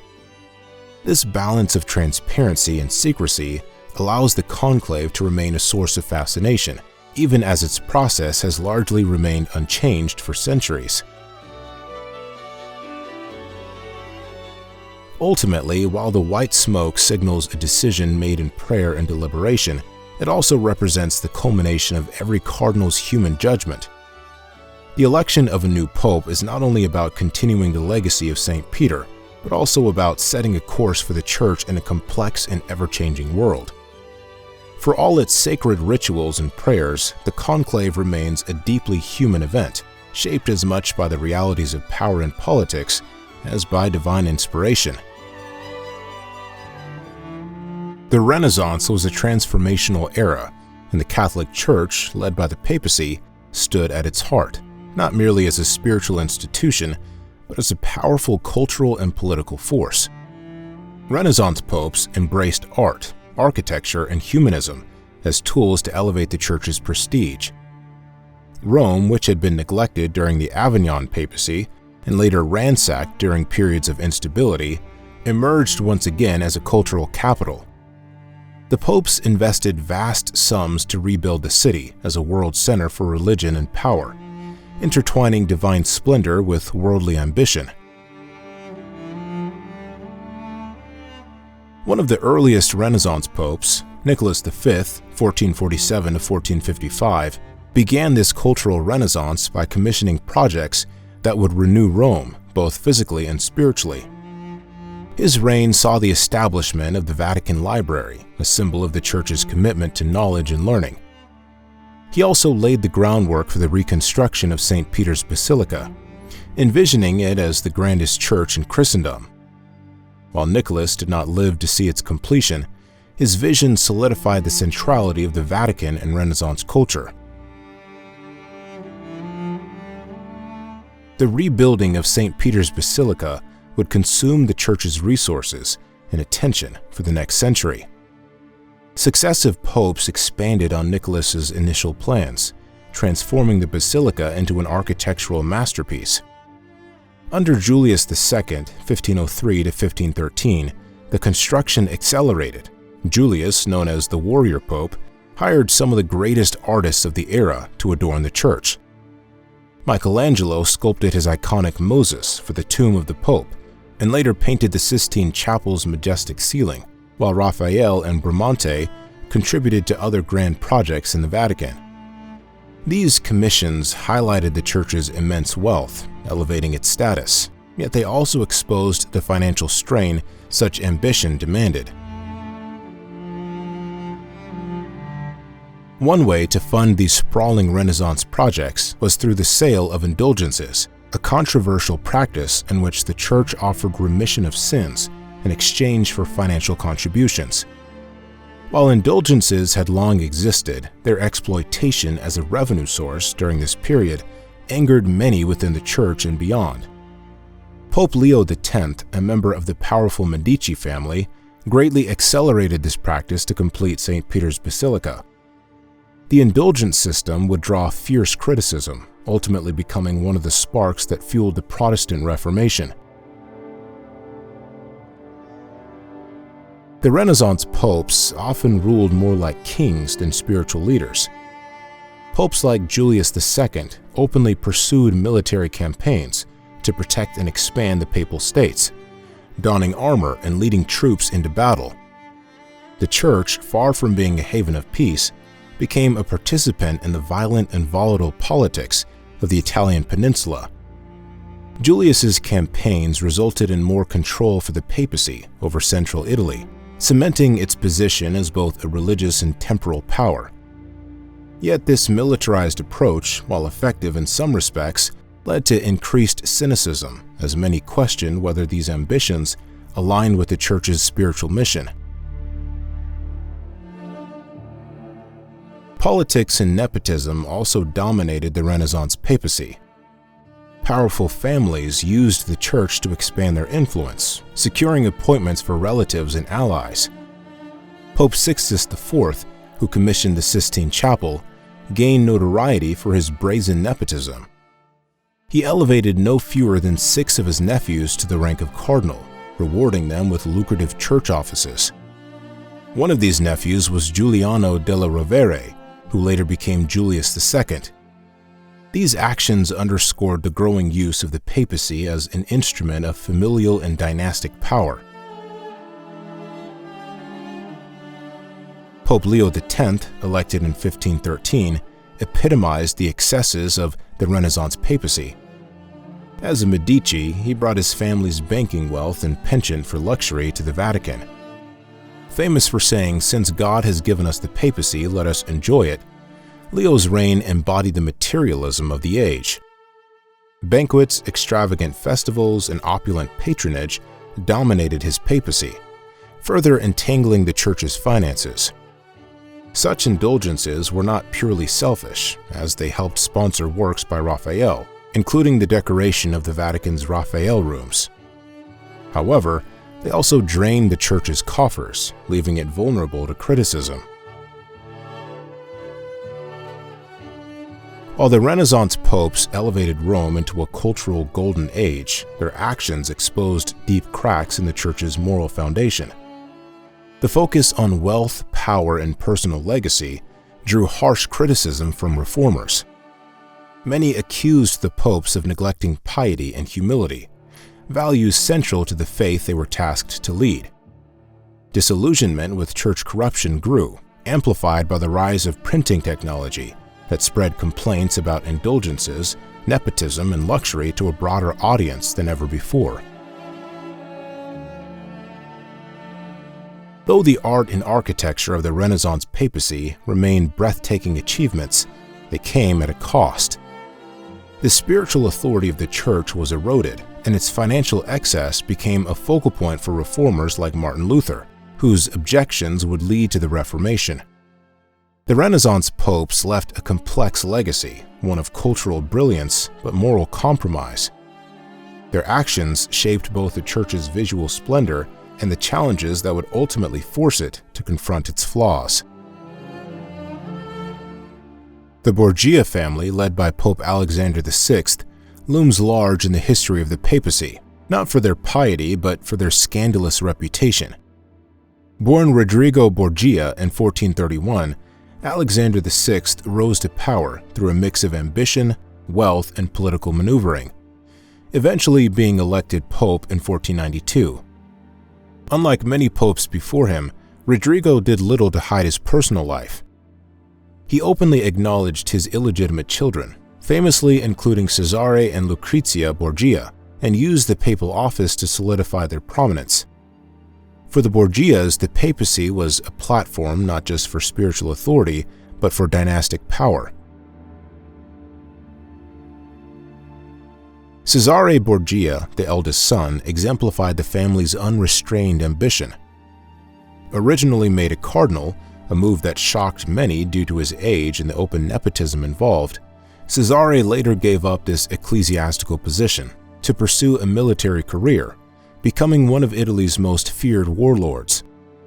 With financial and political backing from his father, Cesare embarked on a campaign to conquer territories throughout central Italy, bringing regions like Romagna and Urbino under direct papal control. His ruthlessness and cunning earned him a reputation as a dangerous figure, but also one who embodied the emerging political realist ethos of the Renaissance. Niccolò Machiavelli, the famed political philosopher, even cited Cesare as an example of effective leadership in his work The Prince. Beneath the military victories, however, lay a campaign of violence that showcased the darker side of papal power. The Borgia court was notorious for its indulgence in debauchery, causing outrage and fascination across Europe.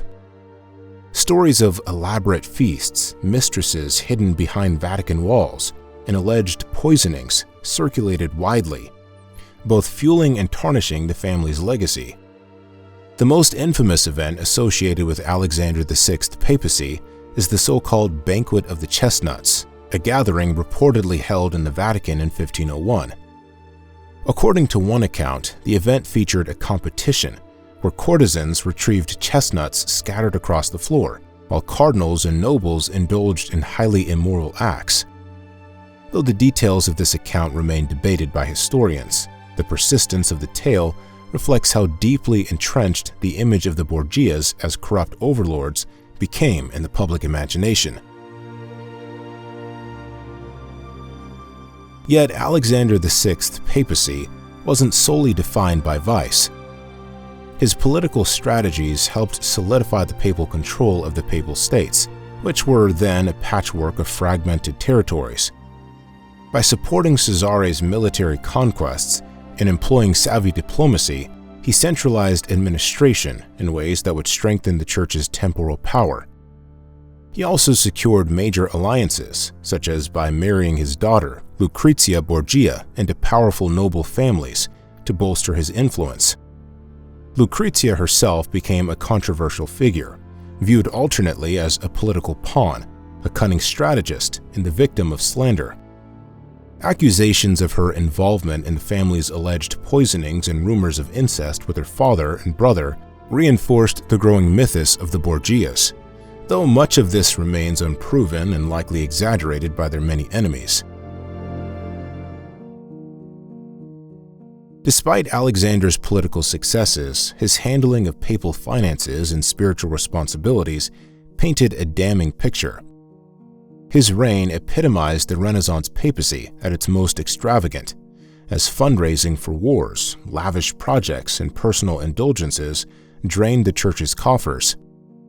The sale of indulgences, already controversial as a practice, was increasingly seen as a means to fund Borgia ambitions, rather than serving the faithful. For many observers, Alexander VI represented the moral decay of the heart of the Church. His actions, rather than uniting Christendom, deepened public cynicism toward the papacy, providing fuel for the criticism of reformers like Martin Luther, who directly cited the excesses of popes like Alexander as evidence for the need to challenge Rome's authority. The legacy of the Borgia papacy remains deeply divisive. For some, Alexander VI was a brilliant, if unscrupulous, leader who consolidated papal power during a tumultuous period. His use of strategy, alliances, and military strength left a political footprint that would influence the Church for years to come. For others, his reign stands as one of the lowest points in papal history, where moral corruption and personal ambition overshadowed spirituality. The tales of poisoning, scandal, and unchecked power turned the papacy into a symbol of vice rather than virtue, a transformation that irreparably damaged its reputation. The Borgia era serves as a reminder of the papacy's dual identity during the Renaissance, as both a spiritual institution and an earthly power broker. While Alexander VI secured tangible gains for the papacy, his methods came at the cost of the Church's credibility. In the eyes of many, the Borgias embodied everything wrong with the Renaissance papacy, scandalized, extravagant, and too entwined with the affairs of the world. Their notoriety ensured that their legacy would live on as a cautionary tale about the dangers of unchecked power at the heart of religion. In 1517, a German monk named Martin Luther inadvertently set the stage for one of the most transformative moments in Christian history. Frustrated by what he saw as corruption within the Catholic Church, Luther wrote 95 statements, or theses, challenging various church practices, most notably the sale of indulgences. Indulgences were payments made by Christians to the Church in exchange for promises of reduced time in purgatory for themselves or their loved ones. Luther viewed this as a blatant commercialization of salvation, accusing church authorities of exploiting the faithful's spiritual fears for financial gain. He objected not just to the practice but to the theology behind it, arguing that salvation could not be bought or sold. It came through faith alone. According to legend, Luther nailed his 95 theses to the door of the castle church in Wittenberg. While it is debated whether this dramatic act actually occurred, what's certain is that the theses sparked immediate controversy. Thanks to the recent invention of the printing press, Luther's arguments spread rapidly across Europe, reaching both scholars and commoners alike. His words voiced frustrations that many Christians had quietly harbored for years, particularly about papal authority and the perceived moral decline of Rome.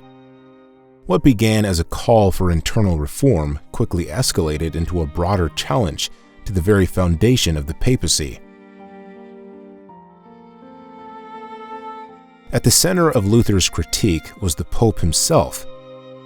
He argued that the Pope had no authority to grant indulgences or guarantee salvation, accusing him of usurping divine power for personal and financial gain.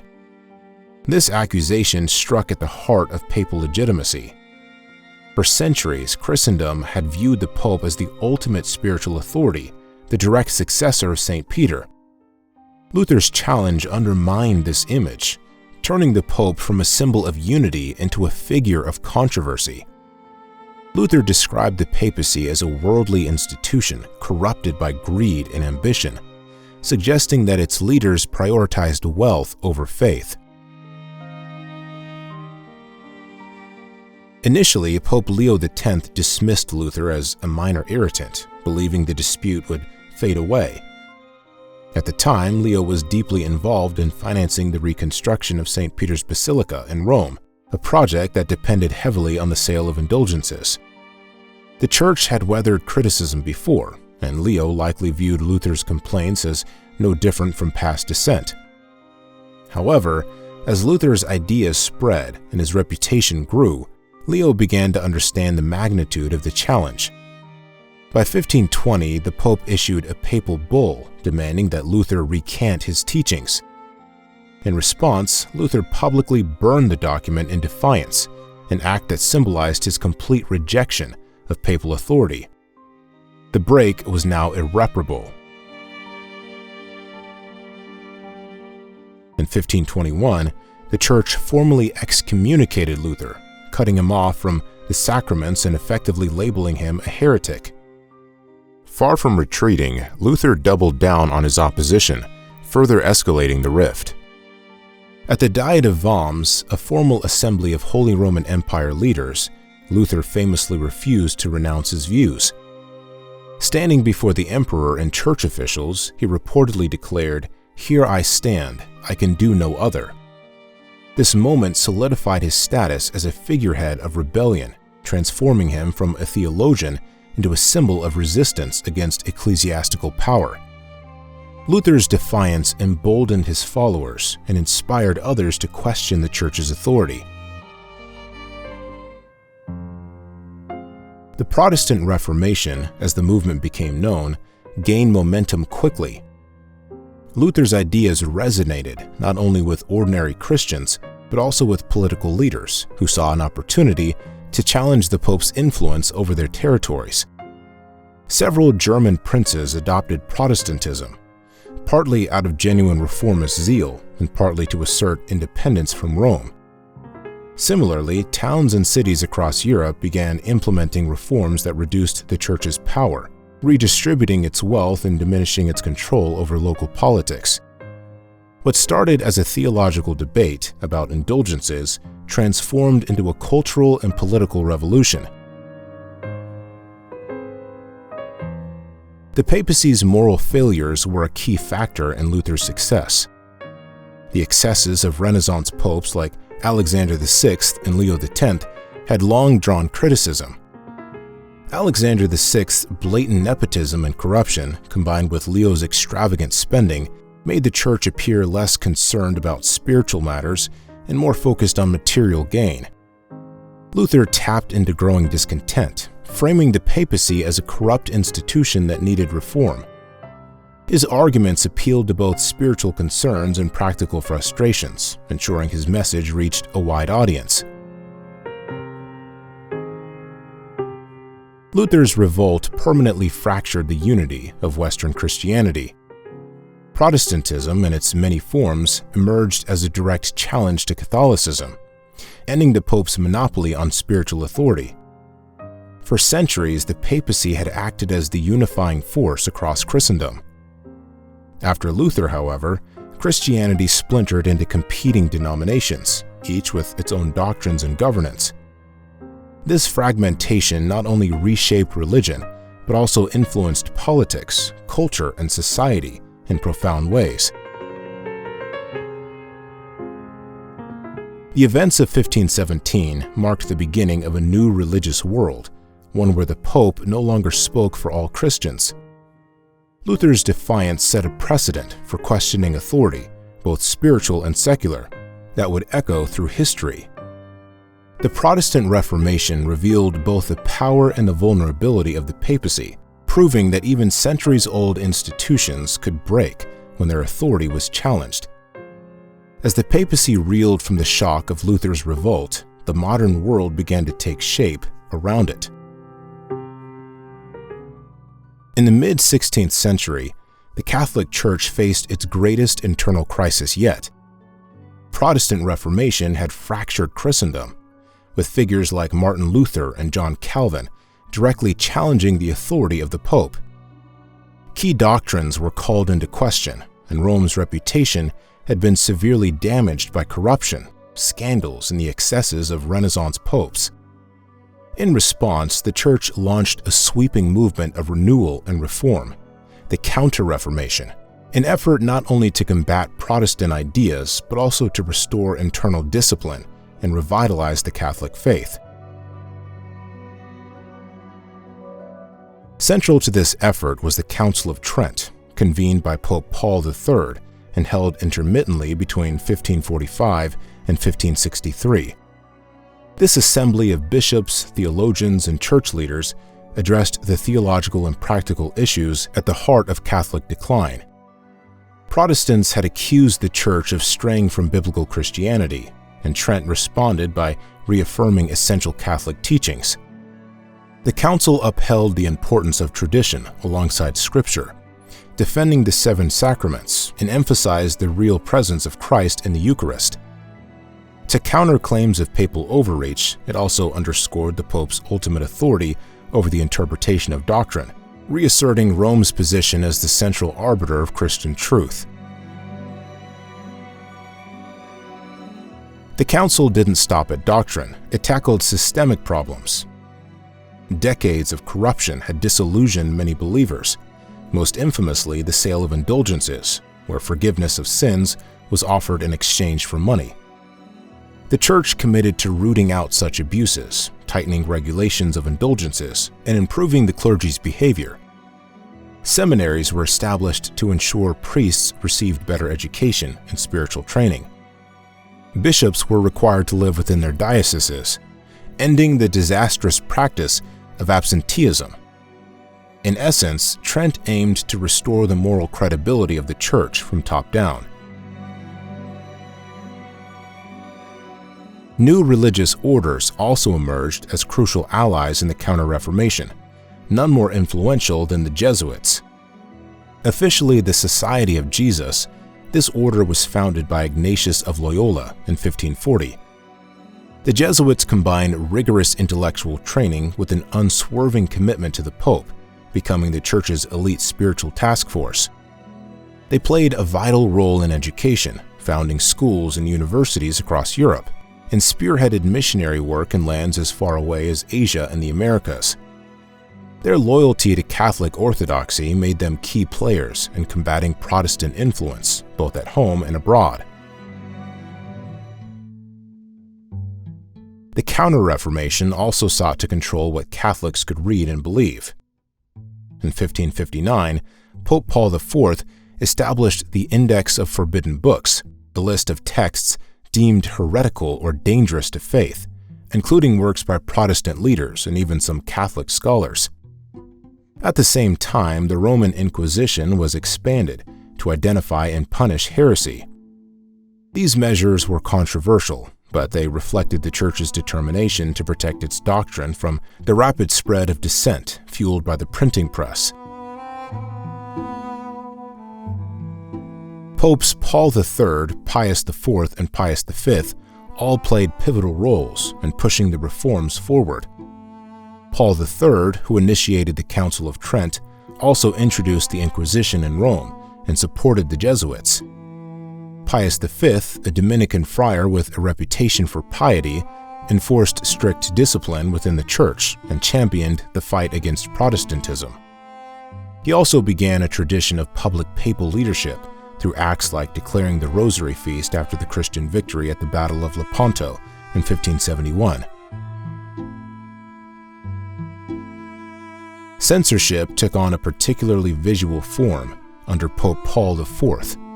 Paul famously ordered Michelangelo's frescoes in the Sistine Chapel to be modestly corrected by having loincloths painted over the nude figures. This move earned him the nickname the Pope with the Pants. While such dramatic steps were divisive, they symbolized the Church's attempt to align public art and decorum with its spiritual mission during this turbulent era. The results of the Counter-Reformation were profound. While it didn't reunite Catholicism and Protestantism, it did bolster the Church's institutional identity and theological clarity. The reforms of the Council of Trent provided a structure and framework that lasted for centuries, shaping Catholic practice worldwide. New leaders like the Jesuits re-energized Catholic missions and education, while papal authority grew more centralized and disciplined. For all its controversies, the Counter-Reformation succeeded in regenerating a church that had been deeply shaken and ensured that the papacy emerged stronger, if more narrowly focused, than before. The Vatican Apostolic Archive, often shrouded in mystery and myth, stands as one of the world's most exclusive collections of documents. Today, nearly 50 miles of shelving house centuries of correspondence, decrees, and other records that cover both the mundane and the historical. It is a place where some of history's most infamous and significant moments are quietly preserved, revealing the scale of the Catholic Church's influence across global events. Officially established in the early 17th century under Pope Paul V, the archive was originally referred to as the Archivum Secretum Vaticanum. However, the term secret in this context was commonly misunderstood. In Latin, secretum meant private rather than covert or sinister. The archive was intended as a restricted collection, accessible only to the Pope and a handful of select officials, a practical necessity in an era when securing sensitive papal correspondence and theological debates was paramount. For centuries, the restrictive access policies fed an air of intrigue, fueling speculation and conspiracy theories about what might be hidden within its walls. The decision to grant scholars limited access to the archive didn't occur until 1881 under Pope Leo XIII. That moment marked an opening, though one still tightly controlled. Even now, entry is limited to approved researchers who must submit their qualifications and the purpose of their study. Visitors are permitted to consult only specific documents related to their research, and files from many eras remain sealed. Despite efforts to demystify its purpose, the archive's exclusivity continues to arouse curiosity. The documents stored within contain fragments of history that span centuries. Among them are records of contentious church decisions and their global ripple effects, such as the papal excommunication of Martin Luther, a pivotal moment that solidified the divide between Catholicism and Protestantism. The archive also includes transcripts from the Roman Inquisition, detailing the Church's investigations into heresy, as well as correspondence with prominent figures of European history. Letters from Galileo's trial on heliocentrism stand as a reminder of the Church's alignment with power and knowledge in the scientific revolution. Diplomatic exchanges with rulers like Napoleon and even Adolf Hitler illustrate the Church's complicated role as both a religious institution and a political actor. Not all the treasures housed within are tied to theological debates or political maneuvering. Some documents reveal poignant moments of desperate human appeal. For example, a letter from Mary, Queen of Scots, addressed to Pope Sixtus V, written while she was imprisoned and awaiting execution, pleads for his intervention. There are records of other monarchs and leaders reaching out to the papacy, either to curry influence, request favors, or negotiate matters of governance, remnants of a time when the Vatican served as a nerve center for both spiritual and temporal power. Some materials, however, remain sealed from public scrutiny, intensifying the allure of the Vatican Apostolic Archive. Portions of the documentation related to the Third Secret of Fatima, a divine prophecy reportedly communicated to 3 Portuguese children in 1917, are among the most talked about sealed records. The secrecy surrounding it has led to countless theories about withheld apocalyptic prophecies or alleged church conspiracies. Likewise, files tied to the Vatican's role during World War II, including Pope Pius XII's dealings with Nazi Germany, remain partially inaccessible. These omissions underline the Church's careful control over its narrative, a necessity for an institution whose history is so interwoven with global events, though it also raises questions about transparency. Popular fascination with the archive isn't limited to conspiracy theories. The sheer size of its collection makes it a repository of knowledge unlike any other. It holds documents that touch on nearly every corner of European history and much beyond, from treaties negotiated by popes to minor notes on diocesan administration. These texts highlight both the Church's immense historical reach and the intimate details of its operation at local and global levels. They also reflect the Vatican's ongoing role as the guardian of its own story, deciding which parts to share with the world and which to protect. Not everything about the archive is ominous or guarded. In recent years, the Vatican has taken steps to modernize its image. Its renaming from the Secret Archive to the Apostolic Archive in 2019 was framed as an attempt to diminish misunderstandings and position the collection more clearly as a scholarly resource rather than an object of cryptic speculation. That said, the layers of restrictions for researchers, paired with the dramatic backdrop of Vatican City itself, ensure that the mystique surrounding the archive remains intact. In many ways, the Vatican Apostolic Archive serves as a microcosm of the papacy itself. It balances openness with secrecy, blending historical preservation and authority. It is as much a symbol of the Church's ties to the past as it is a tool for asserting control over its narrative. The institution safeguards more than records. It preserves the threads of a history whose reach has been unparalleled and whose heart continues to beat behind heavy locked doors. The 17th and 18th centuries ushered in the Enlightenment, a period of intellectual upheaval that challenged long-held institutions, including the authority of the Pope. This age of reason exalted science, human rights, and secular governance, dismissing the medieval traditions of divine authority as relics of superstition and tyranny. Whereas the Church had once provided a framework for understanding the cosmos and organizing society, Enlightenment thinkers sought to replace that framework with reason and empirical evidence. Among them, Voltaire, Denis Diderot, and Jean-Jacques Rousseau were some of the most vocal critics of the Catholic Church. Their writings criticized the papacy as the pinnacle of corruption, characterizing it as an engine of ignorance and power rather than spirituality. For these critics, papal decrees were not sacred edicts. They were political tools used to control nations and suppress individual thought. The Catholic Church, and by extension the papacy, responded to these challenges defensively. Fearful of the growing influence of ideas that undermined its moral and political authority, popes sought to suppress the spread of Enlightenment philosophies. The Church officially condemned many works associated with reason or secularism, adding them to the index of forbidden books. The papacy doubled down on orthodoxy, offering clear rejections of ideas like freedom of thought and secular rule, which were becoming rallying cries for revolutionaries across Europe. Unlike the scientific revolution of the prior century that had only indirectly threatened the Pope's authority, the Enlightenment attacked the very foundation of papal supremacy and the Church's role in governing not just faith, but society at large.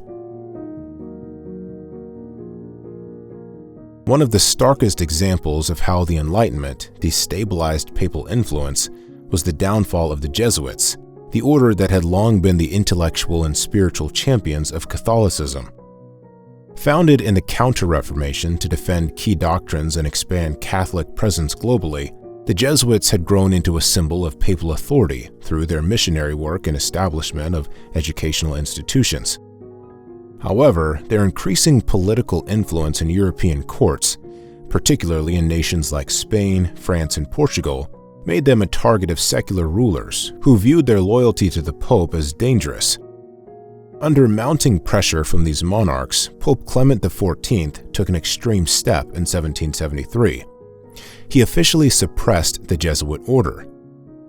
This decision marked a major concession to secular powers and exposed the fragility of papal authority in an increasingly rationalist and nationalist world. Meanwhile, the Papal States, long a visible symbol of the Pope's temporal power, began to look isolated and outdated. Surrounding nations were modernizing under new forms of government inspired by Enlightenment ideals. These new systems advocated for laws based on reason rather than religious doctrine, challenging the necessity of theocratic rule. The Papal States, with their feudal structure and absolute governance, became relics in an age moving rapidly towards change. Monarchs and revolutionary regimes increasingly viewed the Pope as a political obstacle rather than an essential voice in governance. The growing calls for secular governments undermined one of the papacy's core privileges, its ability to serve as both a spiritual and earthly authority. The influence of the Enlightenment extended beyond philosophy. It laid the ideological groundwork for revolutions in America and France, where religion was seen as a force to be controlled or even suppressed. In these revolutions, governance was framed around individual rights and liberties rather than divine mandate. In France especially, the Catholic Church became the target of violent reform. Churches were looted and destroyed, clergy were persecuted, and the revolutionary government declared the separation of church and state. In 1798, this hostility reached its peak when French forces under Napoleon Bonaparte marched into Rome, officially annexing the Papal States. Pope Pius VI, the spiritual leader of the world's Catholics, was arrested, removed from Rome and exiled. His death in captivity marked a humiliating low point for an office that had once crowned emperors and shaped global politics. Despite this decline in its worldly authority, the papacy endured. Throughout the Age of Reason, papal influence waned, and the Church's moral authority faced constant challenges. Yet its survival during this period revealed the institution's adaptability. While it had suffered defeats and lost much of its temporal control, the papacy began focusing more on its spiritual role, a strategy that would come to define the modern Church in later centuries.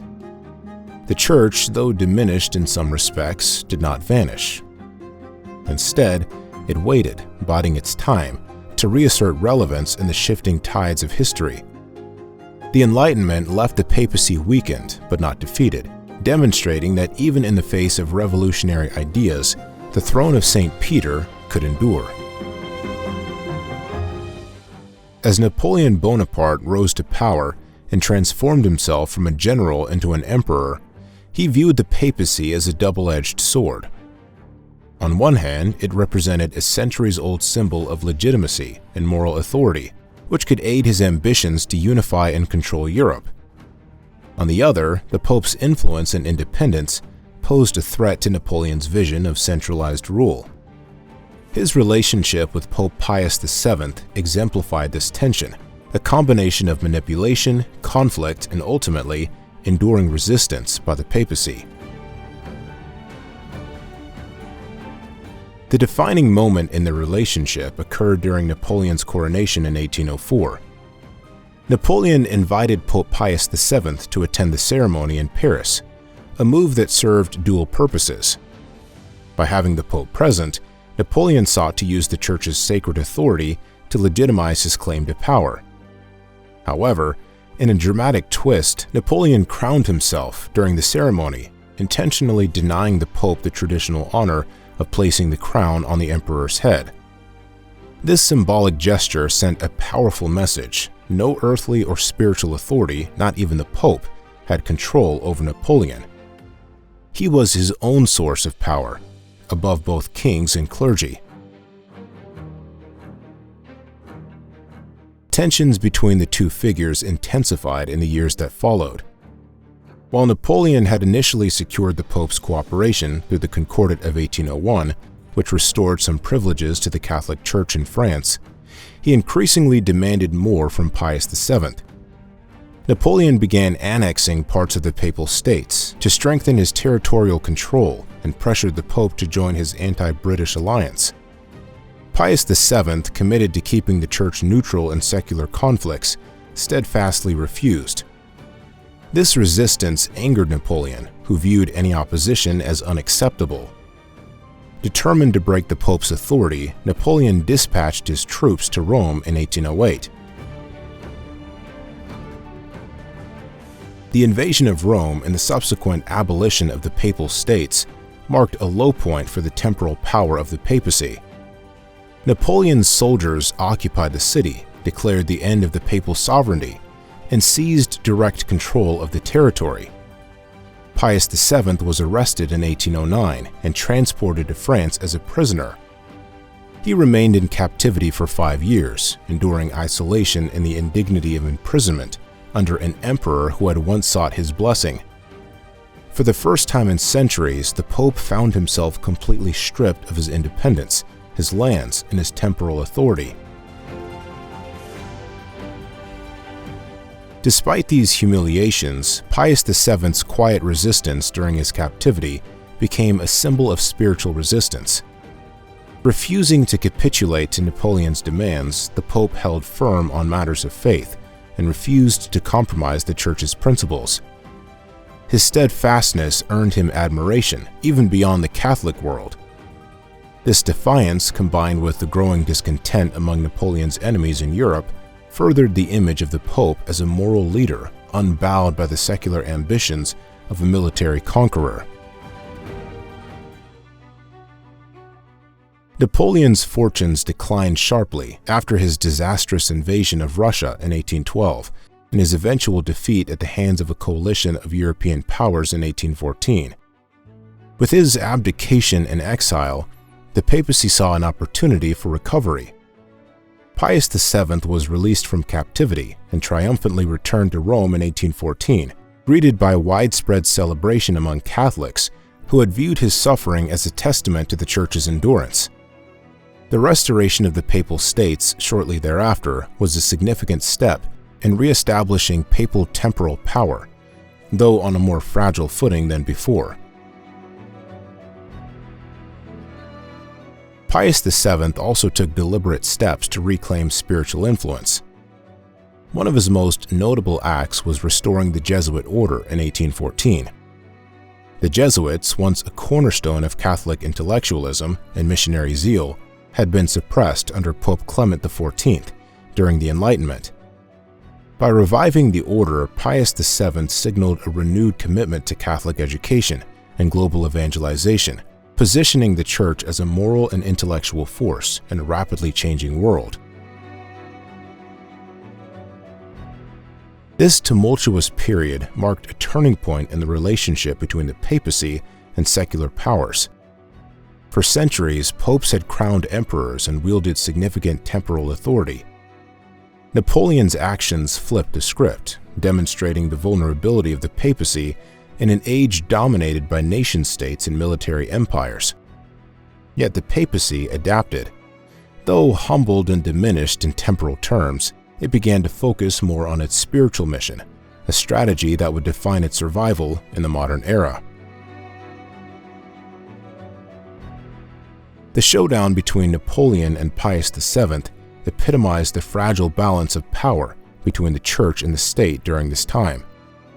Napoleon had attempted to crush the papacy as a political rival, but in doing so, he inadvertently strengthened the Pope's spiritual authority.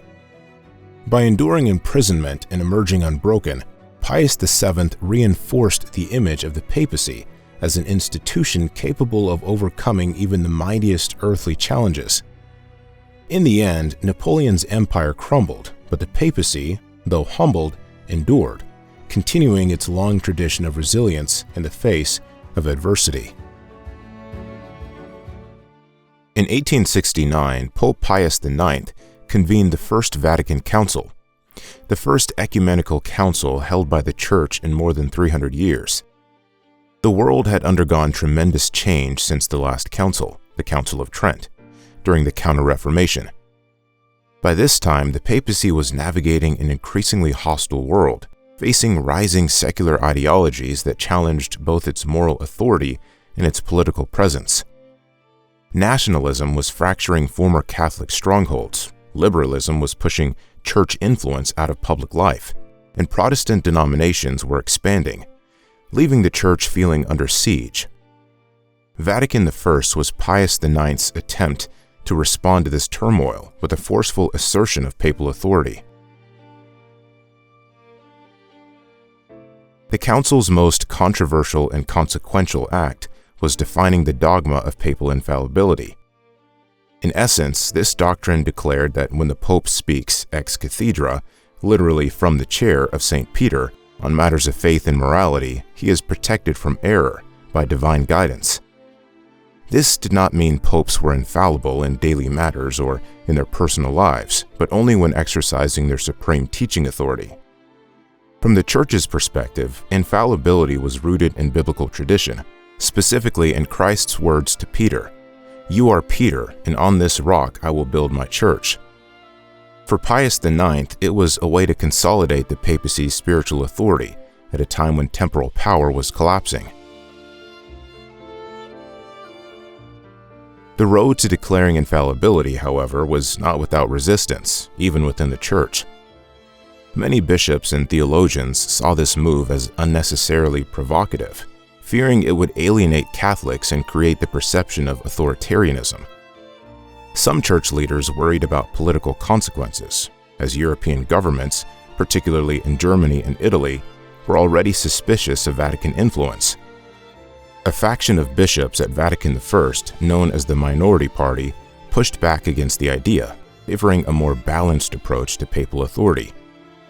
Despite these objections, Pius IX pressed forward, determined to leave a definitive mark on the Church. The vote to define infallibility took place on July 18, 1870.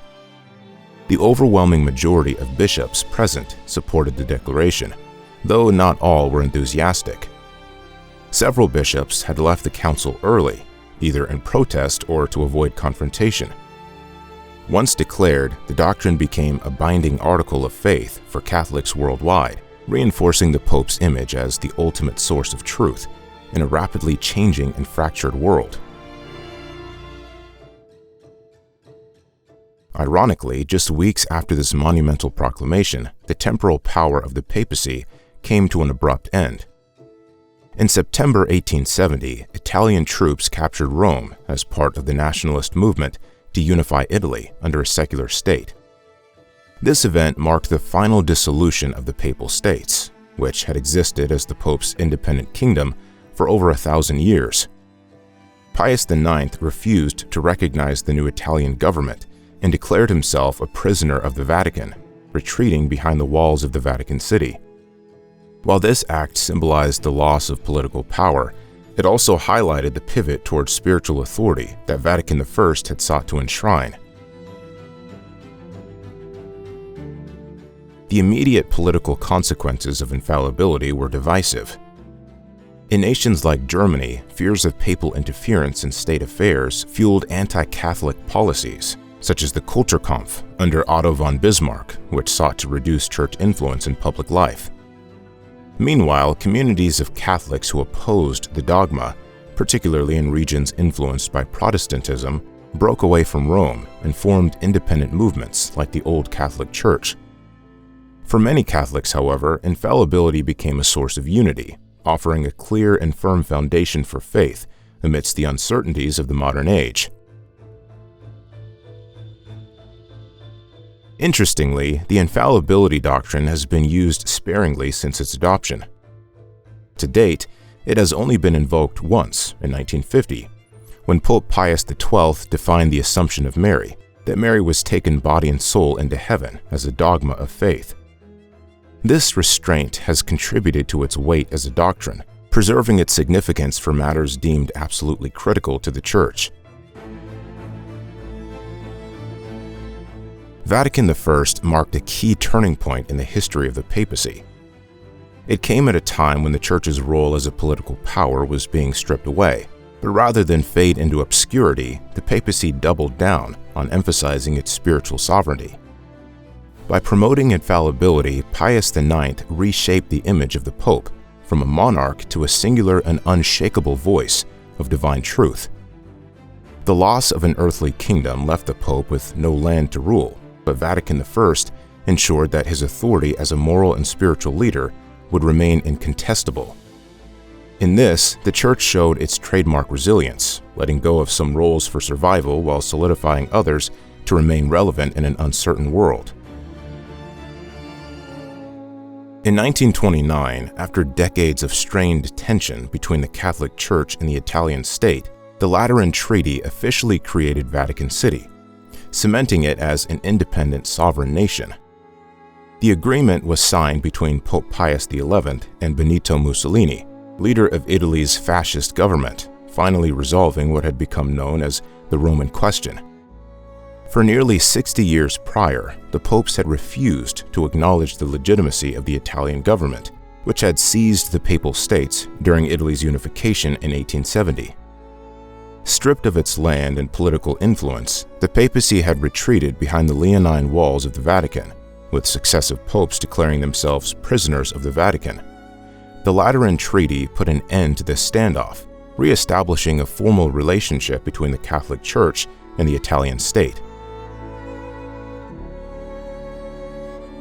Under the terms of the treaty, Vatican City was recognized as the world's smallest independent country, covering only 0.17 square miles within the heart of Rome. Despite its tiny size, however, it was granted the full rights of sovereignty. Vatican City could conduct its own diplomatic relations, issue passports, coin its own currency, and even maintain its own army, the Swiss Guard, a centuries-old force tasked with protecting the Pope. The treaty gave the Pope not only spiritual leadership over the global Catholic Church, but also the secular role of a head of state. In effect, Vatican City became both a sacred institution and a modern political entity, a unique duality that continues to this day. In addition to recognizing the Vatican's sovereignty, the treaty provided the Church with significant financial compensation for the lands it had lost during the unification of Italy. The Italian government paid the Church approximately 1.75 billion lire, partially in bonds and partially in cash, a sum that established a firm economic foundation for the Vatican's operations. This settlement allowed the Vatican to develop a sophisticated economic system, including its own bank. Over the years, the Vatican would invest heavily in real estate holdings, becoming one of the wealthiest independent institutions in the world. Though small in territory, Vatican City's financial resources and international reach gave it influence far beyond its physical boundaries. Upon gaining sovereignty, Pope Pius XI immediately began using the new Vatican City-state to project moral authority throughout a world increasingly shaped by totalitarian regimes. Pius XI was cautious in navigating these dangerous political landscapes. During Mussolini's regime, for example, the Pope walked a delicate line.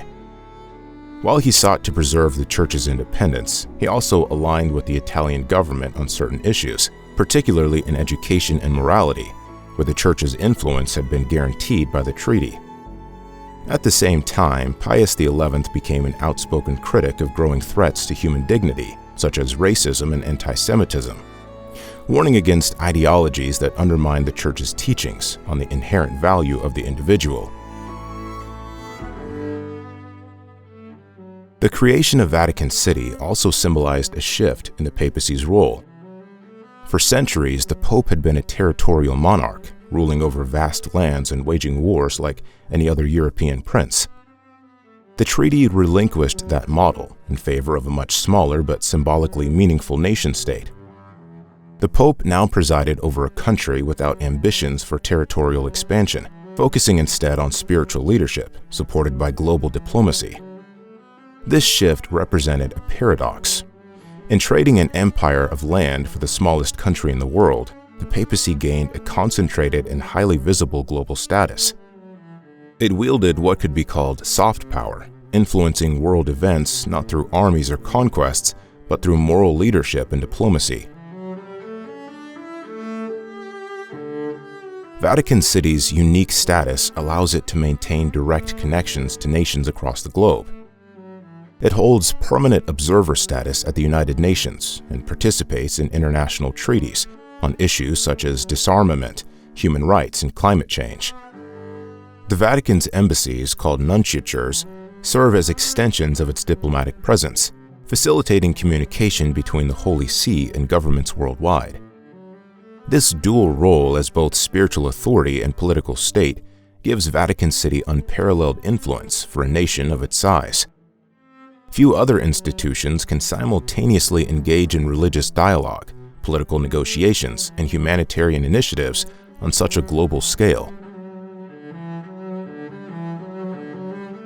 One notable feature of Vatican City is its currency. Since adopting the euro in 2002, the Vatican has issued its own coins, stamped with the Pope's image. These coins are remarkably rare, despite being legal tender, as most are quickly collected by numismatists. This small detail highlights how a place as tiny as the Vatican continues to hold fascination and symbolic importance in the world's imagination. Every choice, from its architecture to its currency, reflects its blend of sacred tradition and modern sovereignty. The story of Vatican City's creation demonstrates the resilience and adaptability of the Papacy. While the Lateran Treaty ended the reign of the Papal States, it granted the Church something far greater: the ability to maintain relevance and authority in an increasingly secular world. By transforming itself into a nation of one, the Vatican preserved its independence and ensured the Pope remained one of the most influential figures in global affairs. Though it lost an empire, the Papacy gained a platform as a global leader, proving that sovereignty need not be measured by size to carry immense significance. Pope Pius XII, who led the Catholic Church from 1939 to 1958, faced an era of extraordinary global turbulence. His papacy coincided with the Second World War and its aftermath, including the rise of the Cold War. These events tested the Church's influence on the global stage and raised difficult questions about how its leader should respond to unprecedented moral and political crises. When Pius XII was elected in 1939, Europe was on the brink of war. Adolf Hitler and Nazi Germany posed not only a military threat, but also a profound ideological challenge to the Catholic Church. From the start, Pius adopted a policy of strict neutrality. His goal was to safeguard the Church's ability to operate in both Axis-occupied territories and Allied nations, ensuring the continued protection of Catholics worldwide. However, this neutrality quickly became one of the most controversial aspects of his leadership. Critics argue that Pius XII remained silent in the face of the Holocaust, failing to denounce the genocidal atrocities carried out by the Nazi regime. They point to his refusal to name and condemn the Nazis or their crimes publicly as a moral failure during one of humanity's darkest periods. Supporters of Pius XII, however, argue that his approach was strategic rather than indifferent. They claim he worked quietly behind the scenes to help Jews and other victims of persecution. Vatican convents and monasteries reportedly sheltered thousands of Jews, and he encouraged Catholics in occupied countries to aid them when possible. The Pope also authorized the issuance of false baptismal certificates, allowing Jewish individuals to adopt Christian identities to escape detection. Yet Pius feared that a vocal denunciation of the Nazis could provoke retaliation against both Jews and Catholics, particularly in Nazi-controlled regions like Poland. His cautious stance reflected a difficult balancing act, one that prioritized survival over confrontation. The geography of the Vatican itself complicated Pius XII's position. Locked within the heart of fascist Italy, the Vatican found itself encircled by an increasingly hostile regime under Mussolini. After Italy entered the war as a Nazi ally, the situation became even more precarious. Rome eventually fell under German occupation following Mussolini's downfall in 1943, and the Vatican had to navigate its relationship with Nazi forces operating just outside its gates. Pius XII was acutely aware of the risks of openly criticizing the Nazis, not only to Rome but also to Catholics across occupied Europe. This vulnerability significantly influenced the Pope's decisions, as any misstep could compromise the Vatican's already fragile position. Despite maintaining neutrality, the Vatican operated a sophisticated intelligence network during the war.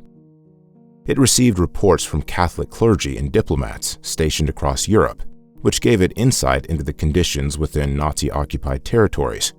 Remarkably, even Allied forces came to rely on these reports for understanding the situation behind enemy lines. This lesser-known aspect of the Vatican's wartime role highlights its efforts to track and influence events discreetly, though it did not always result in direct action. After the war ended, Pius XII turned his attention to what he saw as the next great threat: communism. The Pope viewed the rise of Soviet influence in Eastern Europe as a direct challenge to the Church. Under Stalin, communist regimes began suppressing religion, imprisoning clergy, and persecuting believers.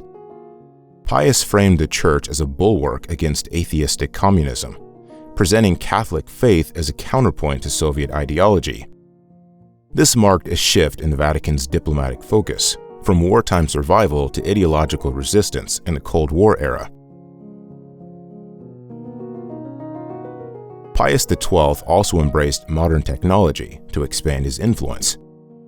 He was the first pope to utilize radio as a means of communication, addressing not only Catholics but also global audiences during broadcasts. These addresses allowed him to voice the Church's positions on critical issues and rally support for its mission in the rapidly changing world.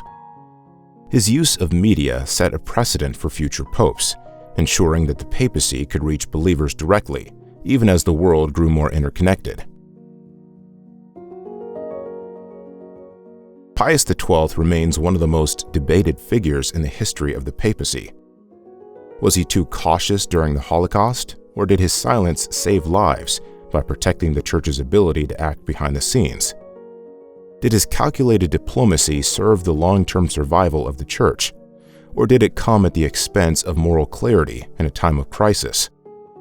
The answers to these questions continue to spark debate among historians, theologians, and Catholics today. Regardless of perspective, Pius XII's papacy marked the emergence of a modern kind of papal diplomacy, one that confronted the challenges of totalitarian regimes, global warfare, and ideological conflict. His leadership during World War II and the early Cold War reshaped the Vatican's role on the international stage, showing how the papacy could adapt to the complexities of an increasingly interconnected and volatile world. In many ways, Pius XII exemplified the delicate balance the Church must walk between moral authority and political survival.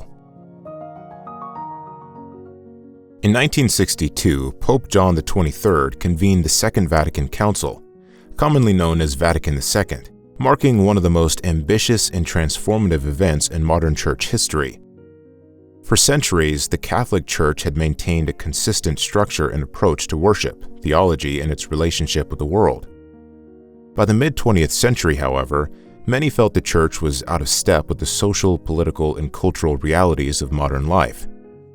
While previous popes had been cautious reformers at best, John XXIII shocked the world by calling for a global council with the purpose of aggiornamento, an Italian term meaning bringing up to date. In his words, the Church needed to throw open the windows and let in fresh air. Vatican II brought together more than 2,000 bishops from every corner of the world, along with theological experts and observers from Protestant and Orthodox traditions, breaking new ground in ecumenical engagement. Unlike earlier councils dominated by clerical authority and secrecy, Vatican II also welcomed non-clerical input, including voices from the laity. The council operated from 1962 to 1965, spanning the death of John XXIII midway through its sessions, and continuing under his successor, Pope Paul VI. Together, they oversaw sweeping changes that reshaped Catholicism for the modern age. One of the most visible and significant reforms came in liturgy. For centuries, the Catholic Mass had been celebrated exclusively in Latin, an ancient tradition, but one that left many modern Catholics detached from its meaning. Vatican II approved using vernacular languages for Mass, making worship more accessible to congregations and fostering a deeper sense of participation. This change also affected other aspects of liturgical practice, encouraging greater interaction between clergy and laity during services. Where once the priest celebrated Mass with his back to the congregation, he was now instructed to face the people, an emblematic shift in the Church's orientation, quite literally and figuratively, toward its members. The Council redefined the Church's relationship with the modern world through a series of groundbreaking declarations and constitutions. One of these, Lumen Gentium, Light of the Nations, emphasized the spiritual equality of all baptized Catholics, highlighting the shared mission of the laity alongside the clergy. This was a marked departure from the traditional hierarchy-centered model of the Church. Another key document, Gaudium et Spes, Joy and Hope, set a new tone for the Church's engagement with contemporary society. It encouraged dialogue with cultures, governments, and even scientists, promoting openness to progress and modernity without compromising core Catholic beliefs. Perhaps most strikingly, the Council endorsed religious freedom and interfaith dialogue, radical ideas for an institution that spent centuries as the dominant authority in much of the Christian world. The declaration Dignitatis Humanae affirmed the right of individuals to choose and practice their religion, free from government interference, signaling the Church's acceptance of pluralistic societies. Meanwhile, Nostra Aetate, in our time, redefined the Church's stance toward other religions, particularly Judaism. The document explicitly rejected the idea that Jews were collectively responsible for the death of Jesus, a belief that fueled centuries of anti-Semitism, and called for greater understanding between Catholics and Jewish communities. These reforms also extended to internal church structures and practices. Education and seminary training were modernized to better prepare priests for the challenges of contemporary ministry. Global missions, which had long been a core focus of Catholic outreach, were reframed to emphasize collaboration and respect for local cultures, instead of imposing European traditions. This reflected a broader shift toward a more inclusive and decentralized model of Catholicism, where diversity was increasingly seen as a strength rather than a divergence from tradition. While much of Vatican II was met with enthusiasm, its changes sparked considerable controversy among more traditional factions within the Church. Critics argued that the reforms went too far, weakening centuries-old customs and diluting the sacred mystery of Catholic worship. Some rejected the Council altogether, refusing to accept changes like the vernacular Mass. Others, particularly conservative theologians, feared the Church was opening itself to modern secularism at the expense of its historical identity. These tensions gave rise to traditionalist movements, some of which remain prominent in the Church today. John XXIII's decision to convene Vatican II and Paul VI's commitment to finishing it marked the biggest transformation of the Catholic Church since the Protestant Reformation. More than a set of reforms, the Council represented a shift in mindset, from rigid insularity to a willingness to engage with a rapidly changing world. By making worship more relatable, emphasizing the role of the laity, and fostering dialogue with other faiths and societies, Vatican II redefined what it meant to be Catholic in the modern era. It wasn't without its critics, but its legacy resonates in nearly every corner of the Church, a revolution in robes that continues to shape the papacy, worship, and the faith of over 1 billion Catholics today. In 1978, the election of Karol Wojtyla as Pope John Paul II marked a historic moment for both the Catholic Church and the world. He was the first non-Italian pope in over 450 years, and the first ever pope from a communist country, Poland. His election broke a long-standing tradition of Italian pontiffs and signaled a papacy that would challenge the norms, extend its influence far beyond Europe, and take on the mounting political and social tensions of the 20th century. John Paul II's rise to the papacy came during the Cold War, with much of Eastern Europe under the grip of Soviet control.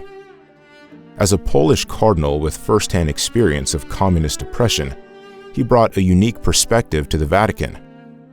Immediately, his charisma, moral authority, and direct appeals to those living under tyranny began to shift the dynamics of power in the region. In 1979, just a year after his election, John Paul II returned to Poland for a 9-day pilgrimage. During his visit, he addressed massive crowds, many of whom openly defied governmental limitations on worship. His speeches emphasized the dignity of human beings, the importance of faith, and the spiritual foundation of freedom, all delivered in a nation where expression was heavily censored by the communist state. The Pope's presence ignited a wave of resistance, inspiring the rise of the Solidarity movement, a labor union that evolved into a major force against Soviet-backed rule. His role as a moral and spiritual catalyst in these events made him a central figure in the eventual collapse of communism across Eastern Europe. John Paul II also redefined the papacy as a global office.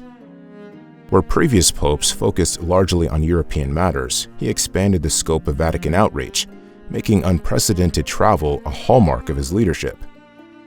Over the course of his 27-year pontificate, the third longest in church history, he visited more than 120 countries, reaching nearly every continent. His international pilgrimages allowed him to connect with billions of Catholics and non-Catholics alike, including those in remote regions that had never seen a pope before. Through televised masses, papal events, and his personal presence, John Paul II brought the papacy into the homes and lives of people around the world, solidifying a truly universal image of the Church. His global travels weren't merely symbolic, they addressed critical issues of the time. John Paul II spoke out against apartheid in South Africa, denounced growing materialism in Western societies, and promoted peace and human rights in areas of conflict. His firm stance against war and oppression resonated with Catholics and non-Catholics alike, earning him respect as a moral authority far beyond Vatican walls. However, his tenure was not without challenges and controversies. John Paul II faced criticism for the Vatican's conservative positions on issues like contraception, LGBTQ+ rights, and the ordination of women. Additionally, his response to the growing crisis of sexual abuse within the Church faced scrutiny, as many accused him of not acting decisively to address the problem during his papacy.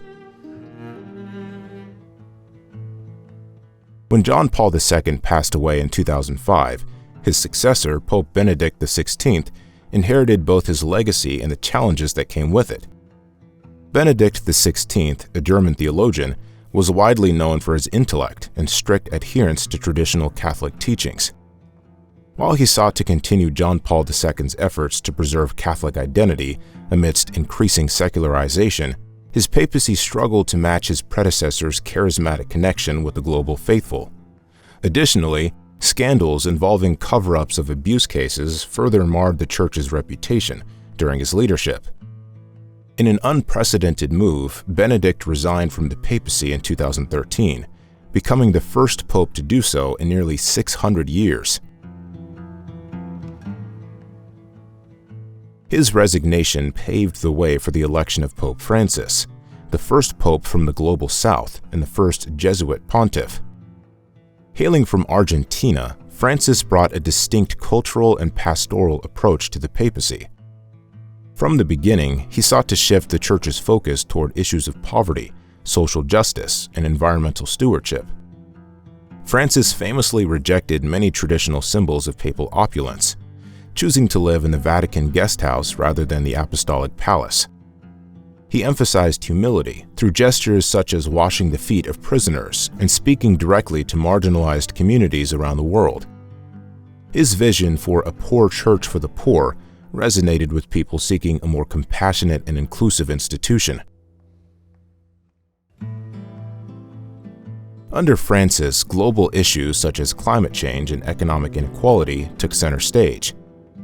His encyclical Laudato Si, issued in 2015, called for urgent action on environmental degradation, framing care for creation as a moral imperative.